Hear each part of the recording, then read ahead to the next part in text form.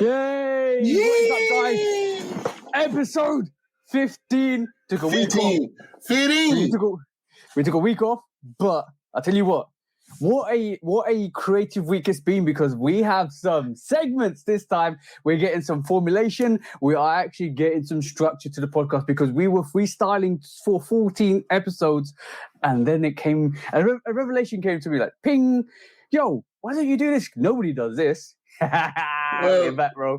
the truth be told, it's still freestyle, but we got more fun in games. That's all. More fun in games. Bro. It's always going to be freestyle. Like literally, the podcast, we do it, we freestyle it, because basically we feel like we have to give our raw opinions. Because when we give our raw opinions, that's the truth, just the true opinion, and you can't just cover it up and say another thing when you win another thing. We want to be fair, consistent, and honest with each other. First of all, with each other, with ourselves, and with each other, and then with you guys. Because at the end of the day, if you're not honest, you'll get nowhere. Because if you have to honestly talk to yourself and say, well, if I was doing this, I would do it this way. So we talk about it. See what I'm saying? Yeah, I mean, I think that's because we both we freestyle our reviews too, and I feel like that's the best way to do this type of content. I mean, especially with a podcast, because it's conversation at the end of the day. But when you strip stuff, like I don't want to give my, even if I know what we're gonna talk about, or when I do reviews, I already looked at the shoe, which I try not to do, but with all these quality issues we've been having, you kind of got to look at it and find all the bullshit before you actually start recording. But when you do that, like you said, you're giving your fresh take. It's coming right 100%. Off the hip, right off the top of the dome, and it's unfiltered as possible. You know what I mean? And the thing with especially with our reviews, right? I look at the sneaker before I think, because I want to see it before I actually react to it on camera, because basically that gives me that. You know how you have a 3-course meal, you have the soup or appetizer, that just gives you a little taste. But when you go into the real meal, that's where the real deal is. So that's the reviews. So in terms of that, for myself personally, I feel like I will look at the sneaker, or I will look at it and I'll go freestyle. But then also the most important thing is, a lot of people don't do this, is to check the histrionics behind what you're looking at, because sometimes it's more deeper than it is. So I'm saying, he's like a couple of reviews recently, the one that's coming out on Sunday, or when it came out on Sunday, which we're recording on Sunday because I was a bit confusing that way. But the one that's coming out on Sunday, bro, we always record in the past to the future. See what I'm saying? It's a bit confusing. Yeah. So the one that's coming out today, it's got a bit of history behind it. The one that's the passport dunks I did the review for, I actually looked it up. And one thing about sneakers is, like a lot of people look at face value, but sometimes you got to look at the history behind it, and that builds such a beautiful profile of the sneaker. And you're like, whoa, damn! Like we pull out these Jordan what the fives, and like if people just like an outsider would have a look at it and say, that's the yellow and red sneaker, we're mismatched sneakers, but an insider that knows the history will tell you there's 5 separate silhouettes or 6 separate silhouettes that make that sneaker up. And then you start counting, and all of a sudden, I think it's 7 actually. And then you start counting, it's like bang, bang, bang, bang. Yo, this is dope. And all of a sudden, it's like reading the book and going to the ending and finding out what it's about. But sneakerheads will actually go to the start, read it all the way through, and understand the full dialect and dialogue of what it represents, and that's beautiful. That's the beautiful thing about it. But as Marcel keeps telling me, I always keep saying it's gorgeous. Like that's my favorite word, right? Yeah, it's gorgeous. Yeah, you'll go through the word gorgeous maybe 10, 15 times in a video. And it's like, I can tell it's innate, bro. It's like, it's something that you can't control. It's just that it's going to come out regardless. So like, as far as descriptive words go, that's your one. I'm going to freak people out one day when I don't mention it at all. Because Scott, you're Mr. Simpson. Scott always tells me, right, yo, I'm going to put £1 on every time he said it. The last couple of videos is like, you owe me £28. And Go away, bro. Yeah, I don't even want to do that to myself. Like, because when I edit, I watch my videos so many times while I'm editing it. Then I'll give it that one last run through before I process it, and I ain't gonna watch it no more. Most of the time, I forget even what I was saying about a certain shoe, unless it's something that was just stuck in my mind, something that was immediate, right? Yeah. Details, storytelling, all that matters is not always just a colorway. Sometimes it's just a colorway, but when there's a story to be told, you want to know that story to be able to give it to the people to help them understand why you have a certain appreciation for some things. Yeah, and the thing is, what I'm finding out more and more is the fact that when you look at a sneaker and you go into in depth with a sneaker, people appreciate it more because basically they value the fact that you know what you're talking about, but also the fact that you've done all the groundwork to establish and give them an insight. Because it's being a sneakerhead. And being not veteran sneakers, but being sneakers at our age, it's in our duty to give back to the younger generation to keep making them interested in why it's that way. Because everybody says it's just a sneaker, guys. It's just a sneaker. It's a piece of leather and blah blah blah. And then, understandably, that's correct, right? Yeah. It's leather, suede, like it's false leather, synthetic leather, whatever it is, but like when that leather becomes part of a history, part of a story, part of a catalyst for something in the past, it's not only leather anymore. It's the golden cow. See what I'm saying? So right. So that's the way I look at it. But it's interesting. It's very interesting. Like just the perspectives and the parallels. But going back onto what we just mentioned, right? Is that we freestyle. Like majority of the times we do have a structure, and it's like there it goes. No, we have plans, and sometimes because the conversation will go so far left or right, or center or up or down, no telling. Because we freestyling and because you forgot one word. You might go interdimensional. Sometimes, sometimes we in the multiverse with it, man. Like, because it's so many different ways to break down certain stuff. You know what I mean? You can, and when we coming from, we were just talking with Cam a little while ago. When you have a passion for certain stuff, it takes everything to that next level to where it's not just what you think, it's how you feel. And when you insert how you feel into things, it's going to be different every time. It don't matter if we talking about cereal. It don't matter if we talking about cars. It don't matter. Some people take stuff to the point of being a fanatic, and that's pure passion. Like some people, you can't tell some people nothing, no matter how factual it is, about the way they feel about something. You know what I mean? Something can be really trash. I've got the perfect words for that. Like what I was actually thinking is our passion is fashion and life is just a distraction. That's what it is for us, bro. Like literally, life is just a catalyst for our passion, which is sneakers. And unfortunately, that is the case at the moment, bro. But if you guys don't follow Straight to the Toe, this is our collective. This is like me, Q, E, which is Eric that has come on the podcast, Alex and Cam. We were a collective that do a lot of lives on Instagram on Straight to the Toe.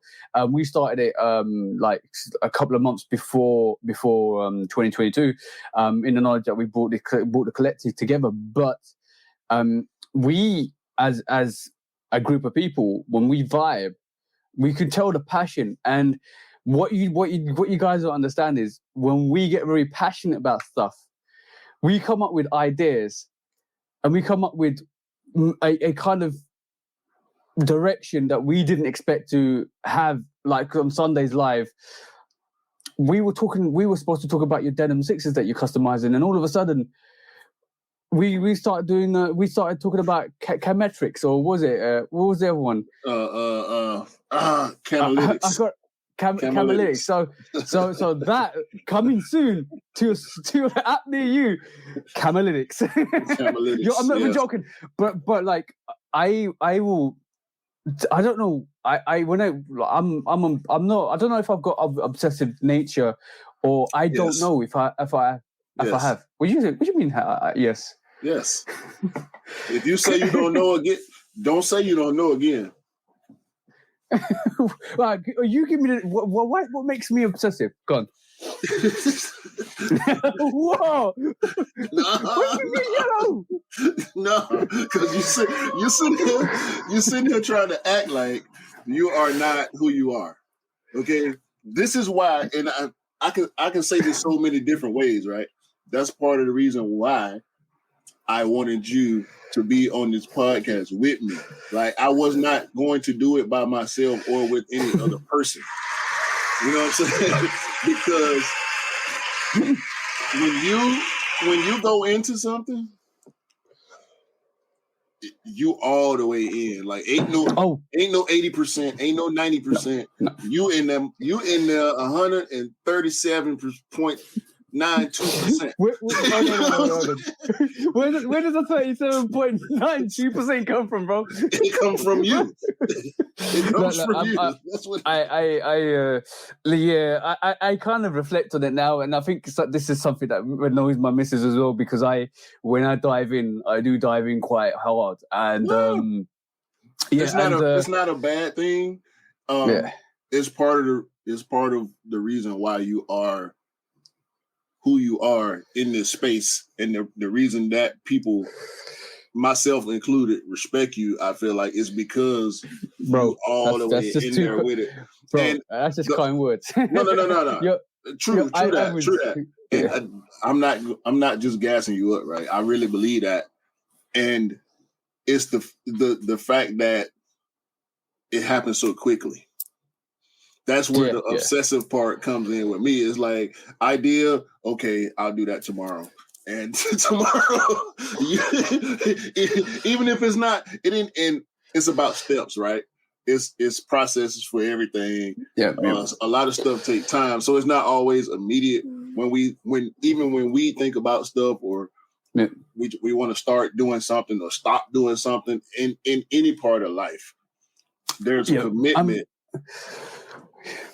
I can tell you one thing, right? I have passion for sneakers, but I have a bigger passion to my biggest passion. Like, sneakers is amazing. I love it. Absolutely love it. I love learning, love kind of educate myself. Love colorways, love breaking it down. It's got to a point where I'm on Jordans. Right, love Jordans. I'll pick up Jordans. Love detailing, but now it's gone other ways as well, which is quite bad for me, financially quite bad. But what I can say is my biggest passion, bigger than sneakers, and I can definitely say this. And if you're watching this and you don't believe me, come and chat to me, and we'll break it down. Like I always say on my YouTube video, if you come and chat to me, let's have a conversation, let's break it down, because my biggest passion is to help people. Like I enjoy helping people, and good people, not people that just going to take advantage of stuff like that. I can suss that out, but I like helping people that want to reach a certain level, and my suggestions and ideas are always free. They don't come with no favors, no caveats, no nothing, because I want people to excel. I really truly want people to excel to a point where they can live comfortably, they can help other people, and that message keeps carrying on. And that's my focus, is to me to sit here in this space. And when you had a conversation with me about the Judo podcast, you was like, "Yo, bro, I want to do a podcast." I said, "Yo, bro, go do it. Go do it." You was like, I want you to do it with me. I was like, all right, cool, bro, let's do it. And then my whole thought process was, this was for your channel. Don't mind that you could take it, bro. That's fine. I just want to support you, grow your channel. It'll be amazing. I have no qualms in doing stuff like that. And so I, like, in the past, certain things have arisen, and like it kind of certain periods in time, especially last year, made me really hurt me quite badly. So that we won't talk about that. Obviously, you know what it is, bro. So and then because they were questioning my initial morals and values and what I was doing, because I was doing it in an obsessive nature. Like, bang, I'm in. See what I'm saying? And some people don't understand that. Some people don't understand how you can go from 0 to 100, like Drake says, really quickly. And that's me. That's me personified. Like, when I put myself in, I will put myself in. And this is why we produce the content, like lives, Instagram lives, YouTube podcasts, 2 videos a week, the custom. Bro, I'm in. And when I'm in. That's it. There's no way in a million years I'm not going to be in 100%, because I'm not doing justice to myself. Yeah. You want to maximize your potential as much as possible. And speaking on that, like, I know, once again, like I was saying on the live earlier, so many people put caps on themselves, and it could be based on a lot of different stuff, right? Sometimes it's based on scheduling. Sometimes it's based on mental capacity. Sometimes it's a monetary thing. But you always want to go as hard as you can for things that you have that passion for. And when you're able to do that, you bring a certain level of happiness to yourself, but you can't forget your responsibilities. And it also brings it's stuff that you really truly believe in. You get more passionate. Like I reach, like, you know me, bro. Like, if somebody's gone quiet on the gram, or if I haven't heard something from somebody in a long while, I'll reach out. I don't care. How are you, bro? You won't need anything? Do you want to talk? Do you want to have a discussion? Do you need me to do anything? It doesn't matter if you're a guy, girl, anybody.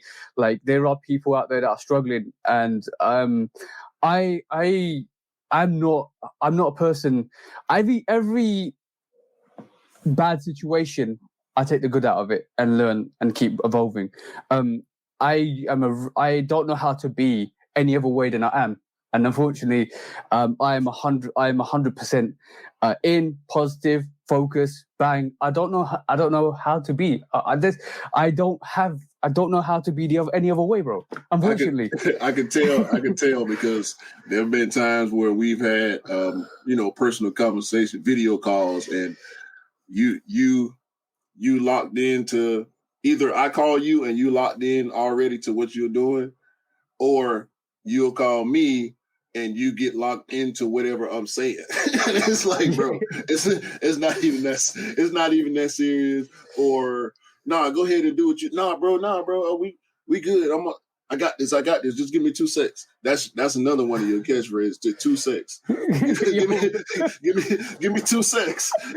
You said something. My girlfriend always says it to me. My 2 seconds are 2 minutes, right? Like I under exaggerate and over what do you call it? Just leave it.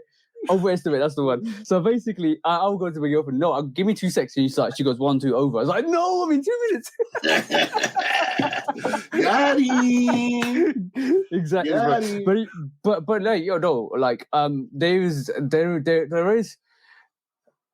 I think 99% of the time, I'm like this. What you see is what you get, and Scott, Dale, who people who've seen me in real life can vouch for that. Because basically, what you see is what you get. I am 100% the way I am. You meet me in real life, I might be a bit standoffish for like first 30 minutes, but I'm in. Boom, I'm in. Yeah. Once you make that decision to be on something, you got to be on it as much as you possibly can. And I mean, everybody's tolerance is different, right? Like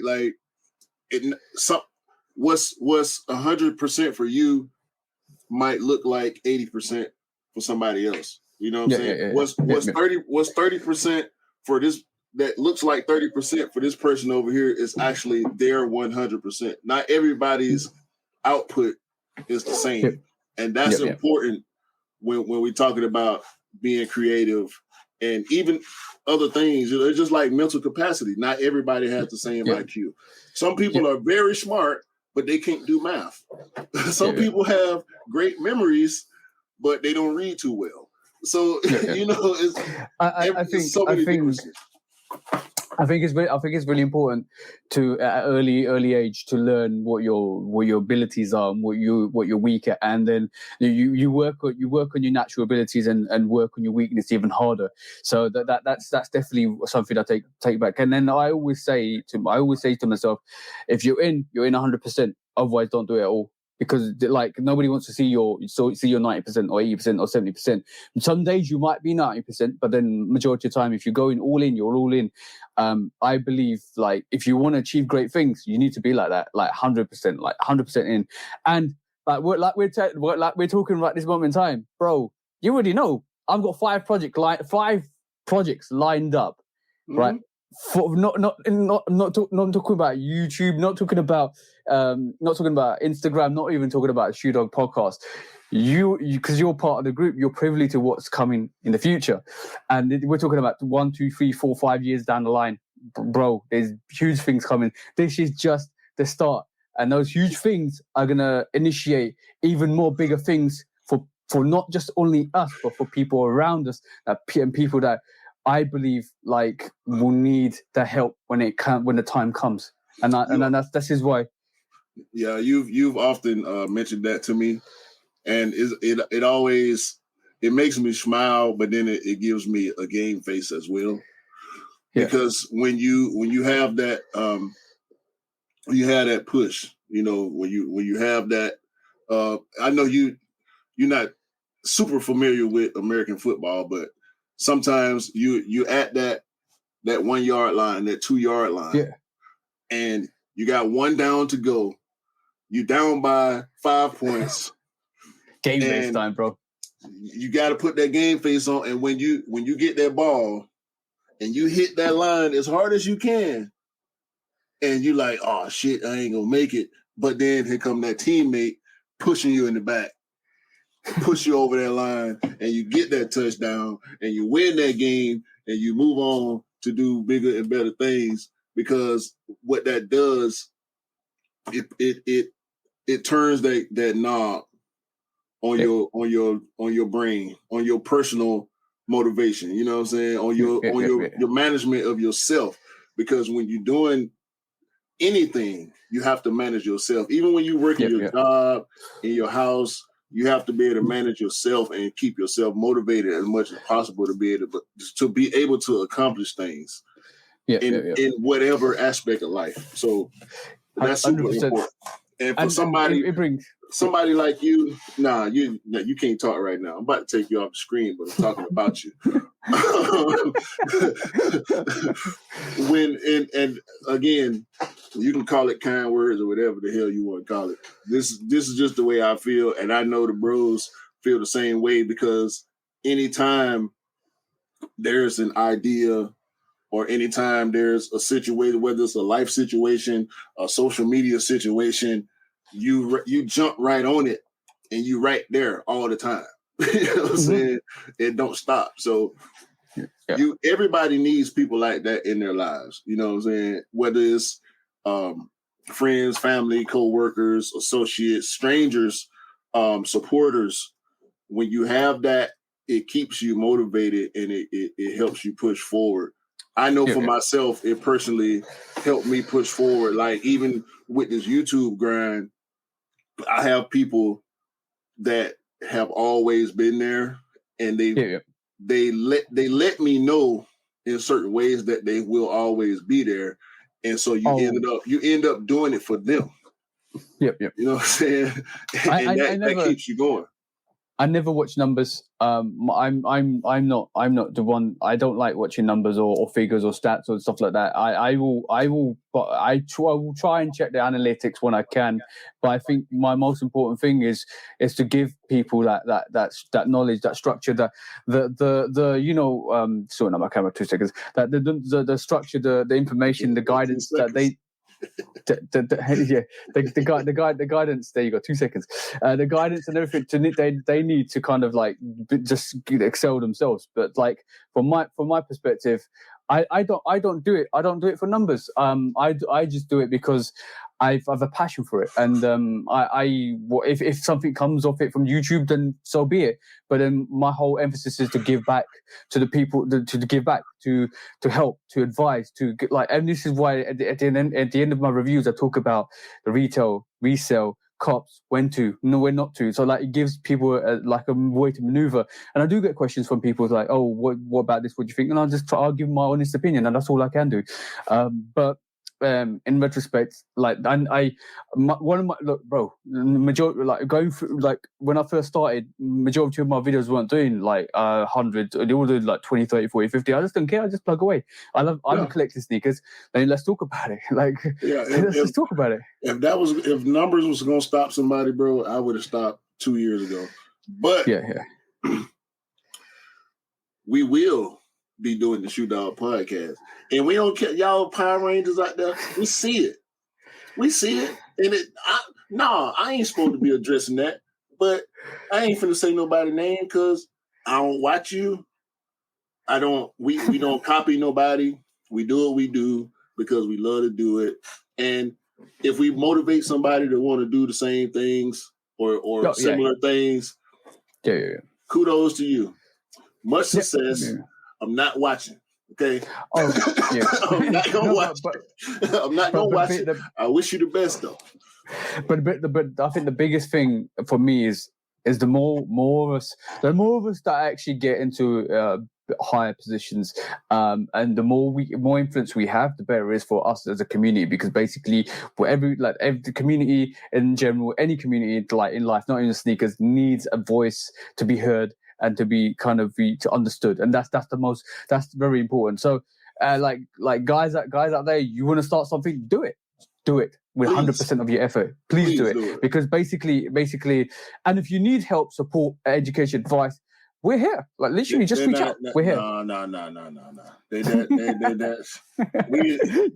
We know that's not going to happen, bro. We know that's not going to happen. We do have certain people in the community that we know they have a mutual appreciation for what we do, and we appreciate what they do. But cool. We got some people out there, man, that they just want to suck your energy. They want to waste your time. They want to try to drag you as much as possible, but they'll drag you and they won't say your name. So it really don't matter. We know who we talking about. For those that we are talking about, y'all know we talking about y'all right now. You know what I'm saying? And I'm just here to say it don't matter. It really don't matter, bro. Because we gonna do what we do. Y'all do what y'all do. We stay out of each other's way. We ain't gotta bump heads, cross paths, none of that. You know what I'm saying? This pond, because it is a pond, right? This sneaker culture, sneaker community pond that we are in is small enough. We don't need piranhas out here eating on each other. You know what I'm saying? Yeah, we can all exist in this pond. And if any of us make it to the ocean, great. Congratulations. Don't say my name. Stop biting. Stop being a Power Ranger. Just do your thing. We the Megazord over here. You know what I'm talking about? I'm gonna say one thing for sure. I can't lose because I'm already winning. At this moment in time, I'm already winning. You know why? Because I got a smile on my face. Simple as, bro. Bro. You know what? What did you cop this week, bro? What did you cop? Not even in we even talking about sneakers either. No, I'm just on a real one. No, I'm just saying I can't lose because I'm winning, because I'm smiling, because I'm happy. At the end of the day, that's what winning is for me. It's happy, enjoying what I do. I enjoy it. So yeah, we good. This week. 2 weeks. There's 2 weeks. People have seen the review, and this is actually for some reason doing loads of numbers, because all the sneakers in this range are doing numbers on YouTube. It is, damn son, Damn, son. Honeydew, nectar, tree nectar, bee nectar, whatever nectar you want is coming to you with this honeydew. Bruh. I like the gray. I just can't dig that. What is that? Velvet? Lavender? Oh, you mean the salt? The salt. Yeah, I can't do that. I need to send you a proper picture because I think the camera's lighting up for a different thing. But it's the iridescent on that mid pounder. That shit is just. Bruh. For those that can't see right now, we're talking about the Air Trainer 1 SP Honeydew, which is the third release from the pack. You do now have the whole pack. Pac-Man. Shout out to Scott again.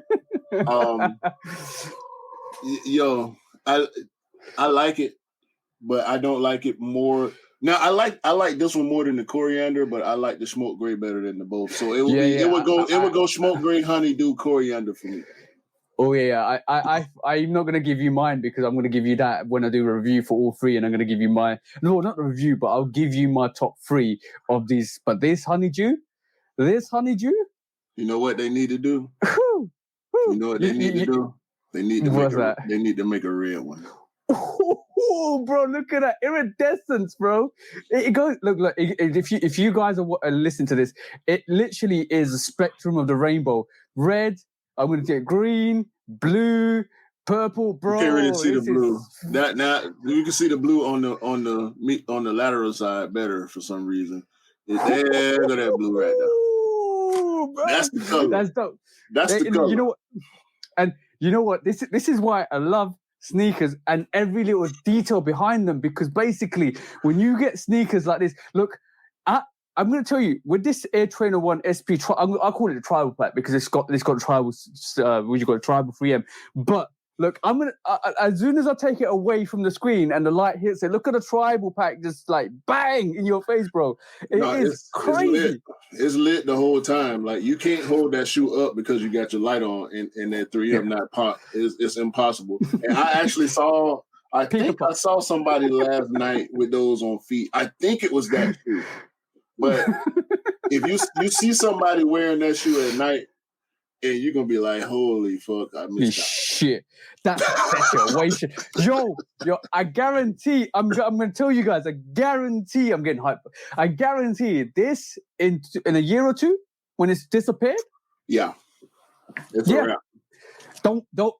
It's a wrap. FOMO will be the situation. FOMO will be the case. 187 that cop, because you know what? And I'm with you saying that, I'm still not mad that I didn't pull it, because I could have had all three if I wanted. Yeah. They're sitting. So let's just be honest. The coriander sold out here, but it restocked shortly after. And if I'm not mistaken, the smoke gray and the honeydew are still available right now. Yeah. You may not be. You might have to cop it from overseas, but they are definitely available in certain sizes. Because a lot of the bigger sizes and the smaller sizes sold out. I think a lot of young people are interested in that shoe, and OGs, but you don't see that shoe on feet as much right now. Yeah. In a year or two, like you said, when the price does what it does, it doubles down. That's what it's gonna do. It's gonna double down. Trust me, bro. If you see somebody with that shoe, and I want to segue quickly. I saw a guy. I had on my purple violet Gatorades yesterday, and Hold on. Let's give you a round of applause for that one, bro. That was a dope little reel. That was a reel. Did you make it? You made it into a reel, didn't you? I did, and I didn't intend on doing a reel. I just recorded the video. I'm like, let me do my own foot for the day, because I got out early in the morning yesterday. So I said, let me go ahead and do this. And when I posted it, I meant to post it to my story, but I posted it as a reel. So I was like, oh well, I'll just let it live. And then I turned around and did the story right after I posted the reel. But I'm in Walmart actually, and I love these type of interactions, right? When you know you're in the presence of another sneakerhead. This man had on the Cement 10s, which came out in 2019, I think, either late 2018 or early 2019. You know what shoe I'm talking about? Did you pull it up for the audience? It was the Cement Jordan 10. You keep talking. I'll put it up. Don't worry. So when I saw him, me and my wife went shopping, and I see the guy coming down the aisle, right? Matter of fact, I got it right here. Let me share my screen. So we walking down the aisle, and I see the guy, and I see, because I love this shoe, right? I love this shoe. I wanted the shoe, but I wasn't buying as much as I do now when this shoe came out. So I let it go. And I didn't want to pay the resale, right? I still want this shoe because I'm one of the few people in the community that actually likes 10s. Let's say that me and King Rod, we actually like 10s. So, man, I'm looking at his shoes, and he in there with his sons. He got his two sons. One of them had on the triple white Air Force Ones. His other son had on a pair of Dunks, I think. But I locked in on his shoe. And as he approached, I stepped back so him and his family could walk by because I was looking. Yeah. And he goes, excuse me, bro. And he said, I like those, man. I got the orange pair. I wanted to tell him I got all four. I ain't want to flex on him, right? because he giving me kudos, right? And that's rare. Like, it's rare when a person outside of a sneaker event or the mall or something, like, even in the mall, like, people, they'll throw you a compliment. Like, maybe 1 out of 20 people will throw you a compliment. They looking and they thinking, but they're not gonna open their mouth. The guy says, I like those. I got the orange ones. And I'm like, shit, I got those. Bro, the shoe on his foot looked like this picture because they were so clean. Yeah. So either he has a bunch of shoes like we do, and those were so far back in the rotation that, maybe he's worn them he might have worn them 2 or 3 times. Yeah. And he looking at my Gatorade, like, we compliment each other, and like, that's what it's about when you run into another sneakerhead like that. And y'all peep each other, because you don't see purple Gatorades all the time, and you definitely don't see Cement 10s all the time. I've got a question for you, Q. How tempted were you to flex on him? Slightly. How slightly out of 100%? How much were you? Probably 40-50% ready. I was ready because it popped up in my head. It definitely popped up in my head, bro. As soon as he's even having the fault. Bro. No, yellow card, yellow sneak. The yellow sneak for you, bro. I would take it. I would gladly take it. First instinct is to flex. Yeah, no, because he said, I like those. I got the orange ones. And as soon as he said, I got the orange ones, the first thought was, I got all 4 of them. No, actually, I'm lying. The first thought was, I got the orange one too. The second thought was, I got all 4. The third thought was, yo, I think I saw your shoes before you saw mine. So I have to let you know, and you giving me a compliment, let me give you one right back. Boom. You know what I'm saying? Especially because you got some sons with you. You know what I mean? They got on nice sneakers also. So I'm like, let me shoot the man, because he shot me a compliment in front of my wife. I gotta shoot you this compliment in front of you, especially you got young boys. Like, I'm pretty sure you're gonna bring them up in the sneaker culture as well. So I had to do that, man. Like, it was such a great moment. I mean, 5 seconds, bro. 5 seconds of the 16, 18 hours that I was awake yesterday. Yeah. And it's like that was one of the best interaction. Yeah. That was one of the caps to a very good day that I had yesterday. Yeah, that's awesome. That literally is what it's all about, bro. But also I've had the same thing, but I'm not joking. It was with these what the five. Basically, I was in the shopping mall, and I've been wearing them every like for the last 2-3 hours, walking around, going to shops, and obviously people see you got mismatched sneakers. They don't understand it, but they see it like, okay, well, wow. And then the reaction was from the guy. He literally, I couldn't make this up. He goes, "Yo, I love your sneakers. I always wanted to get them like when they came out." And blah blah. I was like, "Yo, that's dope. That's dope."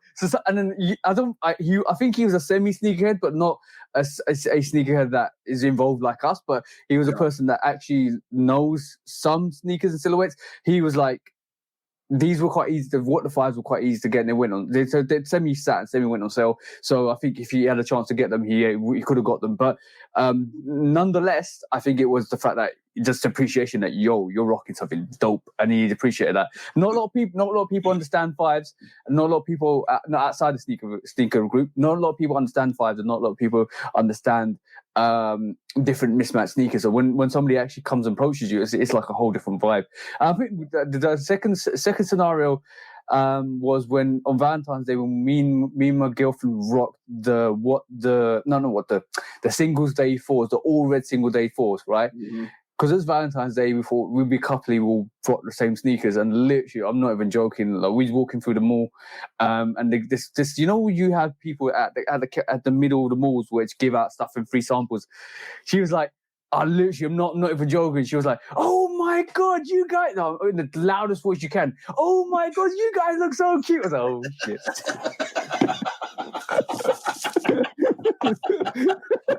Yo. Duck and dive. You talking about embarrassing? You gonna put me on blast like that? Exactly, that's what I'm saying. And then like, oh, it was jokes. And then the thing is, because we got on the tube, which is a train system here in the UK, London Underground. We were walking down because we rented a hotel. We stayed there and had like Valentine's. We went out for dinner on Valentine's, and literally going to the train station. Literally, guys, and nobody sees an all red sneaker, right? This was years back. Nobody really sees an all red sneaker, and they're like, you just get people like, "Oh, love your sneakers," like, and then where'd you get that from? It's awkward, but it's nice to hear because it's like, "Yo, okay, cool. This is where you get it from. This is where blah blah blah." It opens up a dialect, and it kind of opens up a conversation with people that you won't normally if you didn't wear what you wore. See what I'm saying? Right. It's kind of cool. It's kind of cool. I think it's cool, especially if it comes from a good place. If it comes from a bad place, then it's not right. Yeah, I actually had that same feeling yesterday because I chose to go all black. I had the black Nike fleece shorts with actually this hat, which I'm kind of pissed because I lost the fucking pin on my hat. Really? Yeah. I might be able to find it. Maybe it's in my car or something like that, but I know I lost it yesterday morning at some point because my wife found the back of the pin. But that's besides the point.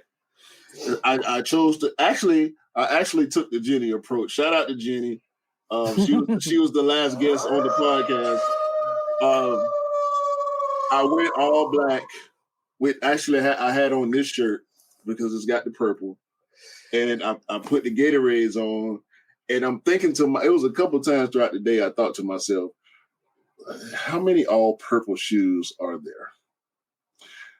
Not many. There's the alternate great fives. Yeah. And I thought about putting those on because I actually bought this shirt for that shoe, but it goes with the Gatorades also. So I went ahead and went with the Gatorades for the rest of the day.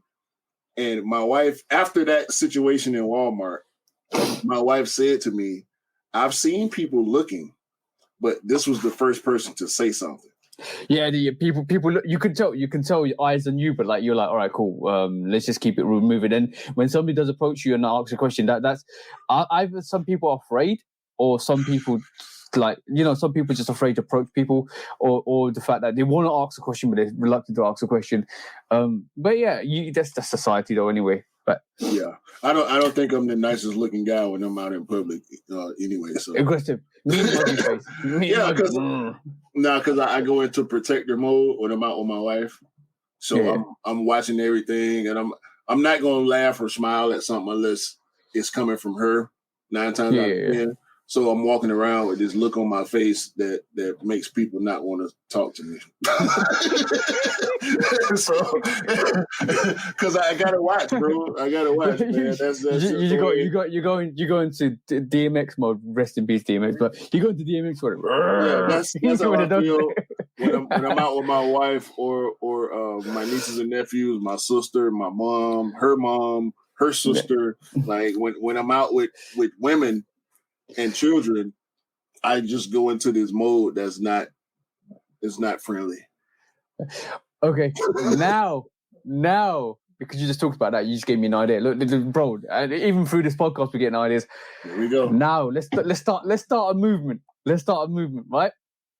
It's called "How if you're a sneaker and if you see me" movement, right? So basically, that means if you see me or Q.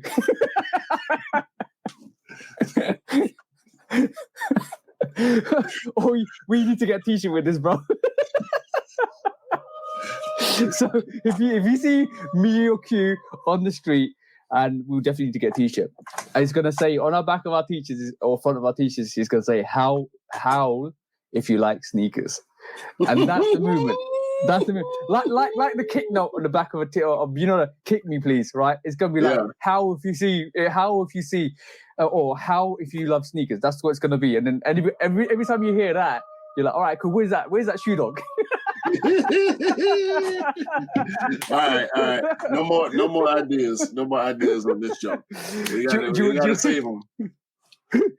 Oh, bro, I am always full of ideas. You know me already. Like they come to me sporadically, and I just have to share them. But second pickup in the last 2 weeks is in this box. I've not done the review for this. I'm going to leave my review on reservation because it's going to be reserved for the video. But I can share something with you. I already know. The Air Trainer 1 Midnight Navy, bro. Look at that booty shot, bro. Bro, you just on a trainer binge right now. Yeah, pretty much. You picked up 5 pairs of trainers in the past 2 months? Yo, the materials on this is great. Yo, this with the chlorophylls. Dope. Both of them are dope sneakers. I'm just waiting. I'm just hoping that everybody keeps sleeping. Why they sleep in their bed? It's midnight. They're all like in their REM dreams, and literally, and they're not waking up until like 5 o'clock in the morning. And when it is 5 o'clock in the morning, the sneakers are on discount, and then I'll go and pick up another pair, which I can wear to the gym. For sure. I got to reserve the retail pair, then get the sale pair to wear to the gym pairs. You know what I'm saying? So it is like I'm still sitting here, and I'm still really grateful that Mr. Miller. A shout out to Mr. Miller. He actually put me on to the chlorophylls, not the chlorophylls, the corianders, and I haven't looked back since because I knew Air Trainer 1s. I didn't know the history. I didn't know anything much about them because my main focus was Jordan, or Yeezy. And now it's more like, okay, cool. What else is out there? And then picked up the Air Trainer 1, the Air Trainer 1 corianders, learned a bit, learned the histrionics, learned about Bo Jackson, learned about, like John McEnroe or Agassi and all of that stuff, learned the fact that it's 35 years since they fucking came out. See what I'm saying? Mm-hmm. So in reality, it was an education. It was back to school time for TJ. And it felt good because I learned more, and and that's the key to leveling up in your knowledge bases. Keep learning, keep evolving. And there's one more thing coming that you're not going to be happy with. Next week, you'll find out.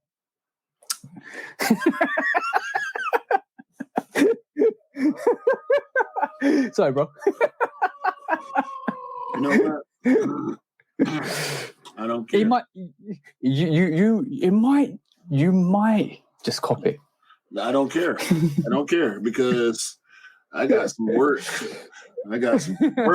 coming down the pipe. You hear me? Work. Don't worry about it. In my opinion, I ain't caught nothing.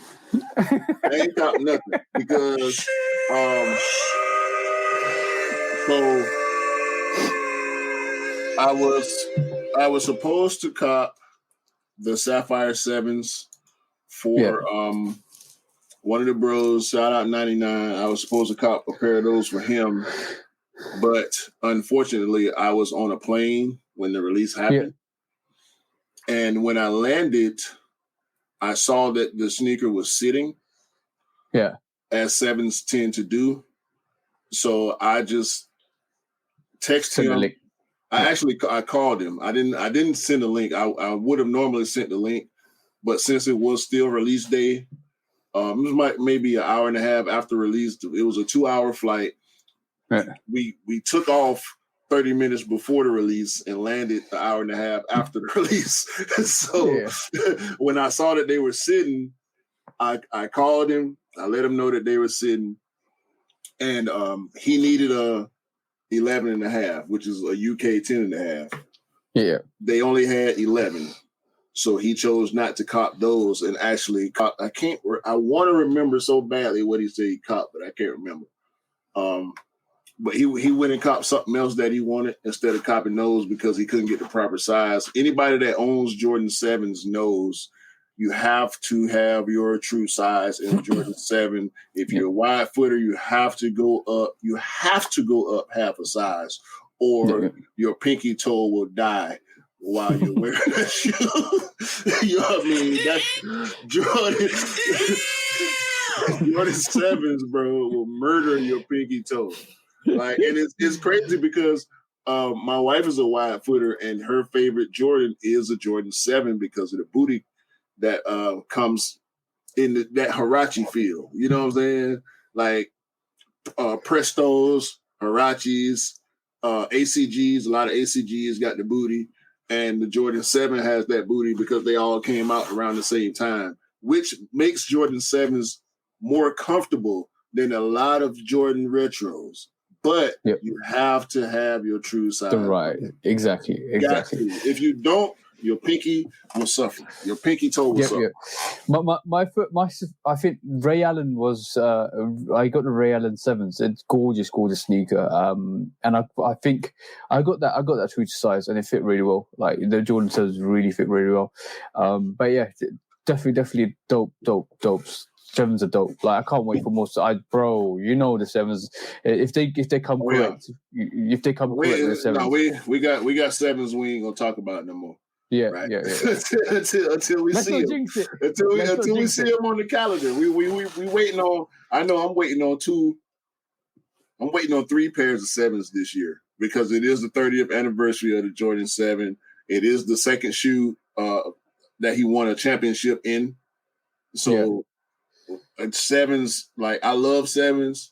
I got 4 pairs of 7s right now in my collection. I don't love every colorway, but I do love the silhouette itself, especially the OGs and some of the some of the new colorways from years back.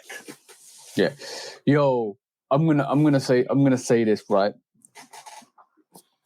The Greater Chinas, bro. No, 5. I got 5. Yeah, I just remind you of the Greater Chinas, didn't I? Yeah. I forget I have that shoe sometimes. Because it's not something that I'm gonna wear too often because I really want to preserve that. I don't even know what you call it, like that, the etching or the top layer with the dragon and all that. Oh yeah, like, Oh, you mean the weave, the woven material, like No, not even that. Just the dragon. Oh, you mean the vinyl on the dragon vinyl on it? Yeah. That's yo. And you know what? One thing about that sneaker, like that sneaker itself, the Chinese writing at the tongue says Michael Jordan, right? The back panel is actually a 9 for his Olympic number. Mandarin. The Mandarin. And the dragon has 2 heads, front and back. Like it's the 2-headed dragon. And let's not even talk about the motifs on the media side, bro. No, we ain't got to talk about that. we ain't no conversation to be had. Like, bro, that's no. And we talk about this shoe pretty often on the podcast, right? Like, I mean, as far as certain shoes that we gonna talk about extensively, like, I don't even want to talk about that shoe no more, bro. Exactly. If people don't like it, so fucking what? That shoe is you can't dope, touch it, bro. You can't touch it. You can't touch that sneaker. You can't touch it. Trust They me. go in the dark. They go like, oh man. But anyway, sometimes a sneaker doesn't even have to have history when it comes that detailed. And the reason why that sneaker sat was, I think, some of it was to do with the pandemic. Because it's cool. Yeah, no. Some of it's to do with the 7. Some of it's to do with the hysteria behind the pandemic, the COVID-19. Some of it has got to do with that, because especially if you're naming a sneaker the Greater China, and I think that was supposed to be an Olympic sneaker anyway for the Chinese team. So in realism terms, that had a knock-on effect, but it just meant it's an easy cop. It's easy cop. Yeah, cool. I broke that shoe down. I broke the story down on my review, and it did decent at the time, but I think over time that's one of the ones that people gonna end up going back to, because that shoe actually ended up in outlets here. It sold out on Sneakers, of course, but Sneakers was the only place that you could get that shoe for retail in the US.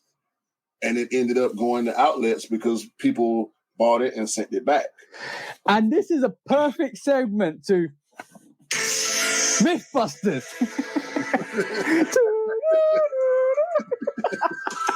Mythbusters, one of the new segments that we're doing. Okie dokie, Mythbuster time. Do sneakers actually sell out when they sell out on the sneaker set? Hell no. That's an easy. Easy. Sheesh, bro. So sellout has become a pretty subjective term nowadays, because we know the code has been broken. If you paid enough attention, the secret is out. The cat is out the bag.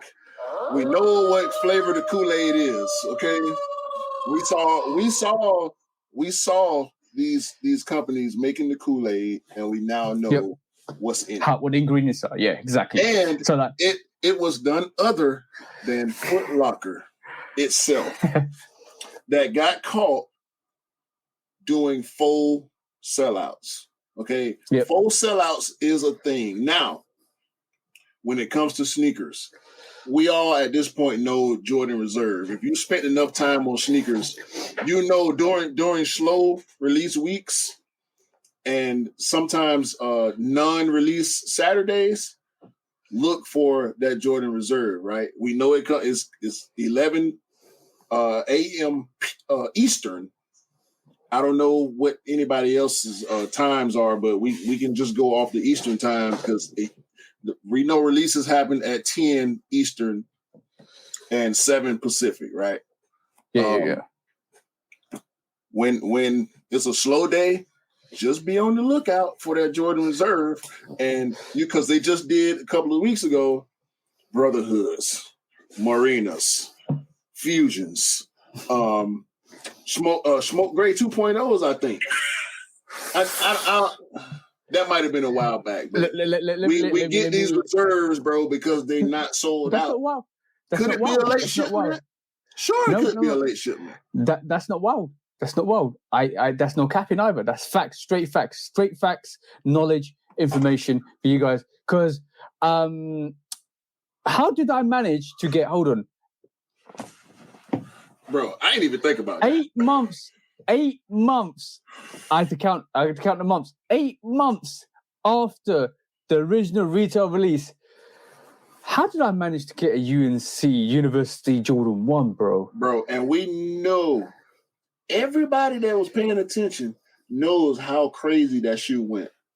Like that, I was so hot. That I couldn't get my hands on that shoe, bro. And every reseller, including the ones I know, had 8, 9, 10, bro. Like that release was so crazy. Redonkulous. It's redonkulous. It was so crazy. And I'm not mad. I'm not mad about it because I ended up getting the UNC 4, which I like better than the UNC 1. And I know that's a hot take too. That's like getting kicked by a rhino donkey. It's redonkulous, bro. Bro. Like when you told us that you actually got exclusive access on the UNC, it was in August, right? No, November, bro.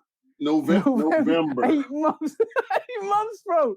8 bloody months. Yep, 8 months. Like, come on, bro. So that's a myth, bro. That's a myth. I'm not believing boutiques. I'm more inclined to believe, but then we have to go back to this whole trophy room theory, right? Yep. Because we know certain people can go into these boutiques. And okay, do y'all know what a password page is? No. You know what a password page is if you try to cop from Union, I'm on my air, Social Status, Pata, all the boutiques. Yeah. When they do online releases, first you see the password page. Who got the password? Come on, Q. Let us know. Who got the password, bro? Then mates and resellers, bro. You ain't got it. We ain't got it, bro. Friends and family got their password. We're not plugged in like that, bro. No, we're not. We're not. We don't know Marcus. We don't know Marcus. So we don't know Marcus. When that password page go up, just know that there are sneakers being purchased. I was going to say something that's going to get me a red card. Say what you got to say, man. Marcus, I was going to say, Marcus, please, I want to be your friend.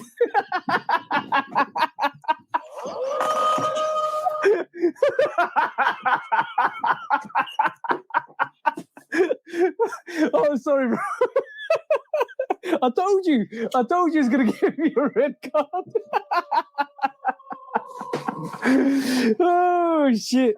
Yeah, man. All right, so Mythbusters, do sneakers sell out? No, they don't. And if you missed the release, I always leave it in the spectrum of if it's meant to be, it will be. If it's not meant to be, it won't be. So if something's meant to be, it will arrive to you whatever way, however way it will come to you. Be it through early access, exclusive access, through a drop. If it's meant to be, it will be. Otherwise, just don't worry. It's not worth it. We get a sneaker release every week, and we get a sneaker release every month, and there's always going to be something that you like that you might be able to pick out. And this is like we always keep saying, this is why we help people, is because if we can help people, we help people. But if it's meant to be, it was meant to be. I walked away from March, and I didn't even think about the university one. I didn't even blink an eyelid. I was like, if I haven't got it, allow it. It doesn't matter. Yeah. It was meant to be. It was meant to be. And it came around, and then another 7 exclusive accesses came around. I only get exclusive access on yellow shoes. So, I noticed that, but you told me about that, bro. Yeah, I got the 3 times I got exclusive access. That's because you called somebody yellow belly, bro. That was way before, bro. And that's honestly the first time I can ever remember actually calling somebody yellow belly. I've heard it my whole life growing up in the South, but that's my first time actually using it against somebody. So I was due for that one, and it was appropriate to call that dude the air yellow belly, because he ain't came out and talked about that whole trophy room 1 situation. So until he does, he will be yellow belly. And depending on how long it takes, he'll still be yellow belly if he do decide to talk about that situation. So, and by the way, I didn't take all of those 7 exclusive access to myself. I actually gave 4 people and I actually gave 3 people exclusive because they wanted the sneakers. I think one was for the Shimmers, got it for Sis. Dale for the Aquas, and there's another one for somebody else. Can't remember what it was now. And the Raging Bulls the Raging Bulls restocked, even though they sold out, they restocked. And like, what the hell? And they gave me exclusive access on that. And they gave a lot of people exclusive access on that. I just slept because I've got my Raging Bulls up there somewhere. There you go. There. That's the Raging Bulls. And so so I was like, okay, cool, whatever. And then obviously University at one being the other one. I think the other one was maybe no, it wasn't that. I thought it was the Oreo 4s. I actually got the Oreo 4s exclusive access for the Oreo 4s, and I gave it to somebody as well. So that was another thing. But yeah, bro, like it's crazy, absolutely crazy, like craziness, like the fact that and earlier on in March time. My girlfriend got exclusive access on the Travis Scott 6s and the UNC 4s. It's like, what the hell? I get one exclusive access a year. And that's we need to. Everybody that's watching the Shudo podcast, send Q your positive energy, guys. Send him your positive energy. Give him. In actual fact, everybody admit positive energy for everybody else in the world. To make sure they get what they want. Listen, I was about to say, because if that energy was tangible, I'm pretty sure a lot of people that watch us, they're gonna use that energy on themselves for exclusive access. No. And I can't be mad about it. No, don't be mad about that. But when like everybody just get like literally just look into the TV and just send your positive energy out there for everybody else in the world, because you're getting everybody else's positive energy back. Trust me. And then, guys, watch the exclusive access roll through. Man, if only it was that simple, bro. We would all we would all be that simple. Because these anyway. So we have a case. Actually, we got a couple cases, right? I think don't we have another Mythbusters? Do we? Yeah, this is it. Hold on. I'm just looking. Let's just go through this Mythbusters and get this other one, because like first Mythbusters was sneakers don't sell out. So sneakers don't sell out. They will restock. They will send like they. I believe that there's, like you said, there's always false sellouts because it propagates the hype basically behind the sneaker. So if something sells out, next time it restocks, everybody's on it. So like the prime example being the Panda Dunks, bro. Every time it restocks, it sells out. Every time it restocks, it sells out. But every time Nike said that they wanted to make the Panda Dunk as accessible as the Air Force One. Air Force One, yeah. So I'm cool on that. I've expected, because we've seen 3 different variations or 2 different variations of the Panda Dunk. There's the nature, the next nature version, and there's the regular leather version. So and we got highs. We got highs also. Men, women, full size, full family run of highs and lows. And so the whole family gets a pair. It's a family sneaker. But like I'm going to tell. When did the Space Jams come out? 2016, yeah. I think so. Yeah. So I remember, right? I missed out on the Space Jams, and then in March time, they dropped exclusive access when I was on the bus, for a lot of sneakers, and one of them was Space Jams. Bang, bro! Like I think they did the chameleon ones as well, and they drop the Space Jams. Bang, there you go. Hey, and I managed to cut from that thing. So nothing sells out. They have reserves of sneakers. Trust me, they will release them. They will make you anticipate the next restock. The next restock when it comes out, even on release date. They'll I don't think the whole percentage of the releases come out until they'll kind of reserve them, and then some of the footstock, and then there's the whole different aspects of online shopping to going to the store shopping. You guys cannot find, I would say, the heritage ones online right this moment in time. You might have pairs and pairs there. I can guarantee I can go to the shops on Monday and there'll be pairs everywhere for those heritage ones, because and you guys haven't even seen the release yet. Right. Mm-hmm. So you basically it's very, get yourself tuned in to what is happening around you, because do not think that if it sells out online that they ain't pairs in store. And don't think that if it sells out online, you can actually just go to StockX and buy your pair for another 20, 30 pounds. Save your money. Go to the store. Save your money. Next segment for Mythbusters. I love that music. So, how good are designer basketball shoes? You know what? So, I remember us talking about this, and I forgot so easily because ain't no such thing as a designer basketball shoe. Well, bro, That's garbage. That's garbage. You talking about playing basketball? That's garbage. Bro, but this is Gucci's basketball sneaker. So, how is this false advertising, or is this a playable sneaker? Because in retrospect, somebody can put their foot into that sneaker, and be it Prada, be it Gucci, be it anybody, right? Like, I'm just gonna pull up the Prada sneaker. There you go. Look at that. Prada. That's horrible. I'm just saying, these are designed to be basketball sneakers. That is a boot. That's a hiking boot, bro. What is it? It's like a high-tech boot. Yeah. So now the question is, and to be honest, I'd like the colorway on this. I don't mind the colorway. I'm not even talking about the price tag. No, that's not even talking about the price tag or anything like that. But these are earmarked as basketball high top sneakers. So now, and you know what they're based off: Converses, Vans, Jordan 1s. They look like Reebok pumps. Yeah, exactly. This looks more like a Reebok pump, but an Omni pump. Yeah. Omni pump is dope sneaker. One day I'll have that in my rotation. But that is a designer basketball sneaker. So now, is that feasible to use on the court?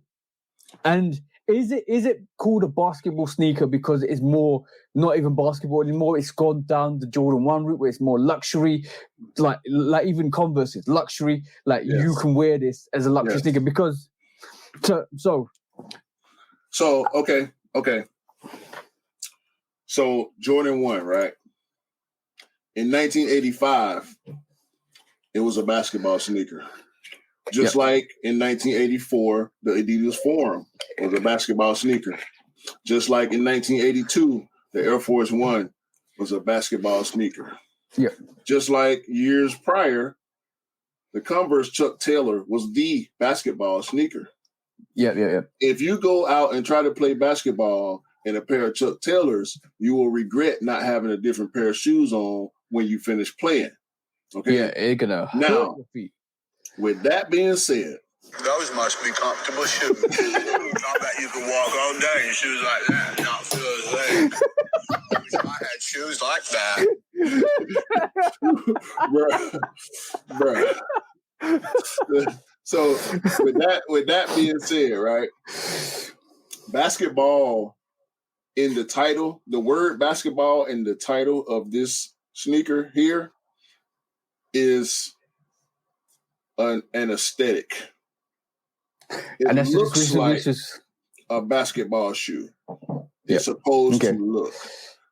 So it's biting off the vintage aspect of the 1980s and 90s. Bro, we just talked about this a little while ago, and I don't think this conversation will ever die because when we talked about Kai versus we talked about Kai and John Geiger and Warren Lotus versus Amiri and Louis Vuitton and you know the whole taking of style and the bigger companies seemingly getting a break when the smaller creators get sued, right?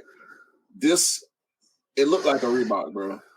Yeah, it don't 100%. It don't look enough like a Reebok. I think be a Reebok. No, for Reebok to go after Gucci. Yeah. And I wouldn't buy it. It's not terrible.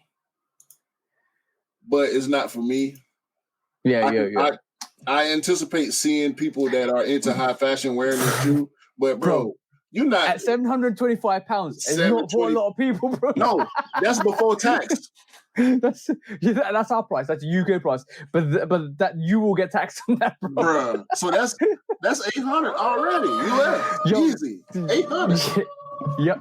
I'm not paying $800 to go hoop, bro. I ain't in the NBA. So I have two analysis on that. So basically, I was going to say one thing. Shout out to Magic Johnson. I do really feel sorry for him because he wished he'd signed for Jordan Nike rather than that conversation came up instead of Converse because he reckons Converse. He's deal with Converse. Was it Converse? Yeah, wasn't it? Converse. Him and Larry Bird. Yeah. He lost 50 million or 50 billion off that deal. And then that just goes to show. Like I would say the Magic Johnson and Michael Jordan conversation, it almost will, if Jordan had joined Adidas, that could have been another conversation Michael Jordan would be having with the media, saying I regret not taking that Nike deal because because basically at that moment in time when like there's the top teams, the top level companies, right, are pretentious. They will, they know they're on top. They know they've got you where they want you because you want to be with them rather than wanting you. Now the dynamics changes when the dynamics is totally flipped on its head when the company's chasing you because you have a better bargaining ability in that range because you have the power in that discussion. And it's all about power dynamics because basically if you really think about it, is whoever needs somebody the most is the weaker party. Right. So like in realism terms, Jordan didn't need Nike. Nike needed Jordan. Jordan played off that. Now the power dynamics between Adidas and Jordan was Adidas like we don't need you. We got Larry. We got other athletes. We got other athletes under our wing. Converse, we don't need you. We got Magic Johnson. We got Larry. We got the roster. You just be one of the basketball players in that roster. So we don't need you. Now Nike, underdog. Now Nike owns Converse. Yeah, exactly, and they own Vans. That's a totally different discussion. Yeah, but Nike in their dynamics, in their power dynamics, knew that they were the underdog of that situation, right? Yeah, they were the underdog, and they scouted Jordan, right, to sign him, and this is why I believe the movie that they're gonna do for Michael Jordan signing for Nike, right? It's gonna be interesting because I like to see how it fruitions out. I can't wait, bro. I can't wait. This is and the fact that is Matt Damon and Ben Affleck playing the roles of whoever. I hopefully not one of them is gonna play Tinker. Probably no. It's gonna be Phil Knight. One of them is gonna be Phil Knight. One of them is gonna be the scout. I can't remember his name now. That actually went and like I can't remember his name, but I know he had an instrumental part in kind of scouting Jordan at a very early age when he was in his high school career. So basically, he saw Jordan come through, and he kind of said to Phil Knight, you need this guy. You need this guy. We'll do whatever you can to get this guy. I know the story quite well, and they had discussion. And Phil Knight Phil Knight was convinced to a point where he didn't want to offer Jordan what he got at the end because it was due to the scout that Jordan got his deal. It's got nothing to do with when Jordan developed the shoes with Tinker, or that Jordan 3 after the Jordan 2 and all of that stuff. No, it's got nothing to do with that. It's the pinnacle of how Nike acquired Michael Jordan. I need a Tinker cameo though. Yo, that'd be dope. But I said it in the sneaker news. There's only one person that can play that role. No. It's not him. Namesake, It's bro. not him, bro. No. First of all, except for Michael B. Jordan, who do you think can play that role? you know what? I think it'll be an unknown. I think it should be an unknown. This person is gonna have to have some extra height on him. I don't think Affleck and Damon are the tallest guys in the movie business. A lot of celebrities tend to be kind of short for whatever reason. I've heard that throughout my life. They're more down to earth. Pun intended. Sure. Sure. The average celebrity is willing to have a conversation with you. Yeah. but no, in the physical terms, not the literal terms, they're more down. Yeah. Physically, yeah. Not mentally, for sure. Not mentally. But I think it should be an unknown. I think it should be somebody that is associated with basketball, whether he's a player or a former player, aspiring player, college player, high school player. You mean what Ray Allen did to like the He Got Game movie? Exactly. Yeah. Ray Allen. I mean, we're not talking about White Man Can't Jump here. We talking about blue chips, Shaq and Penny, actual basketball players playing basketball players. We're talking about He Got Game. Denzel, the great actor, is parallel to Matt Damon and Ben Affleck. And you got Ray Allen, an actual basketball player, not the greatest actor, but still a good movie because there was real basketball involved. The best movies, whether it's a consultant on the scene making sure that everything goes the way it should go, or there's actual participants in whatever field being a part of the movie in front of the camera, it'll make it better. So that movie, I'm really looking forward to seeing how well they can pull it off. We probably got some time. Probably got a lot of time before we see it.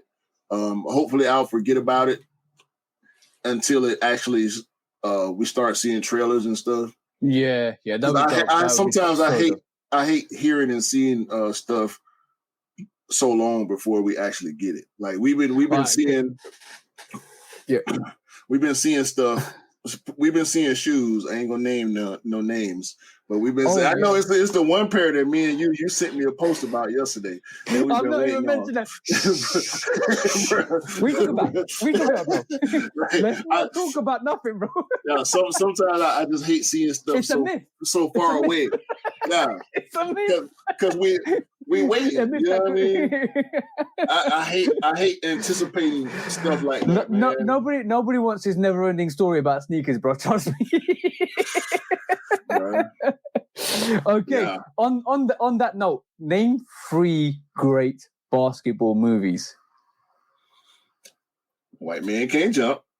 Right. Number 1. He Got Game. Number 2. And I'm kind of. I want to go. You know what? Ain't no want about it. Above the Rim. Hey, Above the Rim. Above the Rim. Ooh. Yeah. I want. There's so many more. I think White Man Can't Jump is probably my favorite basketball movie.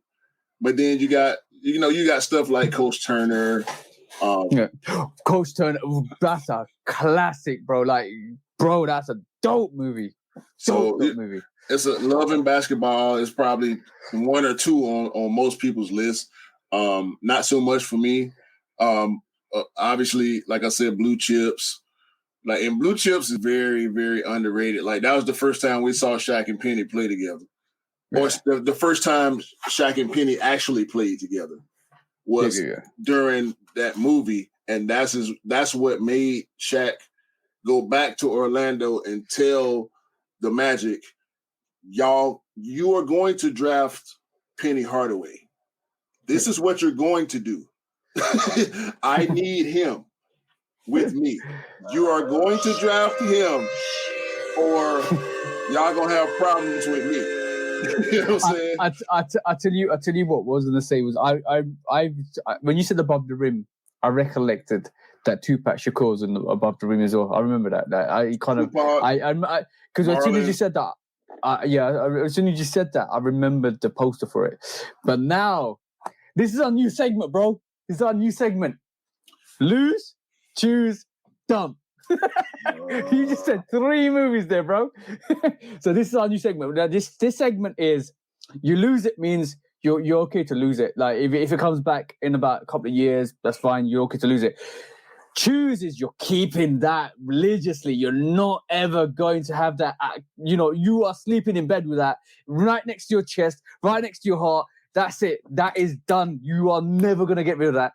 And dump is, in a harsh way, is you can throw it in the bin and burn it. Okay, so 3 movies, right? 3 choices. Lose, choose, dump. Now you got White Man Can't Jump. You got Game, and Above the Rim.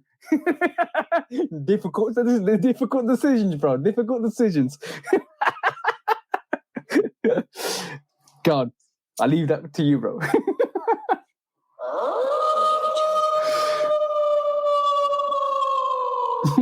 He's thinking. Because okay, cool. What are you gonna lose, bro? What are you gonna lose?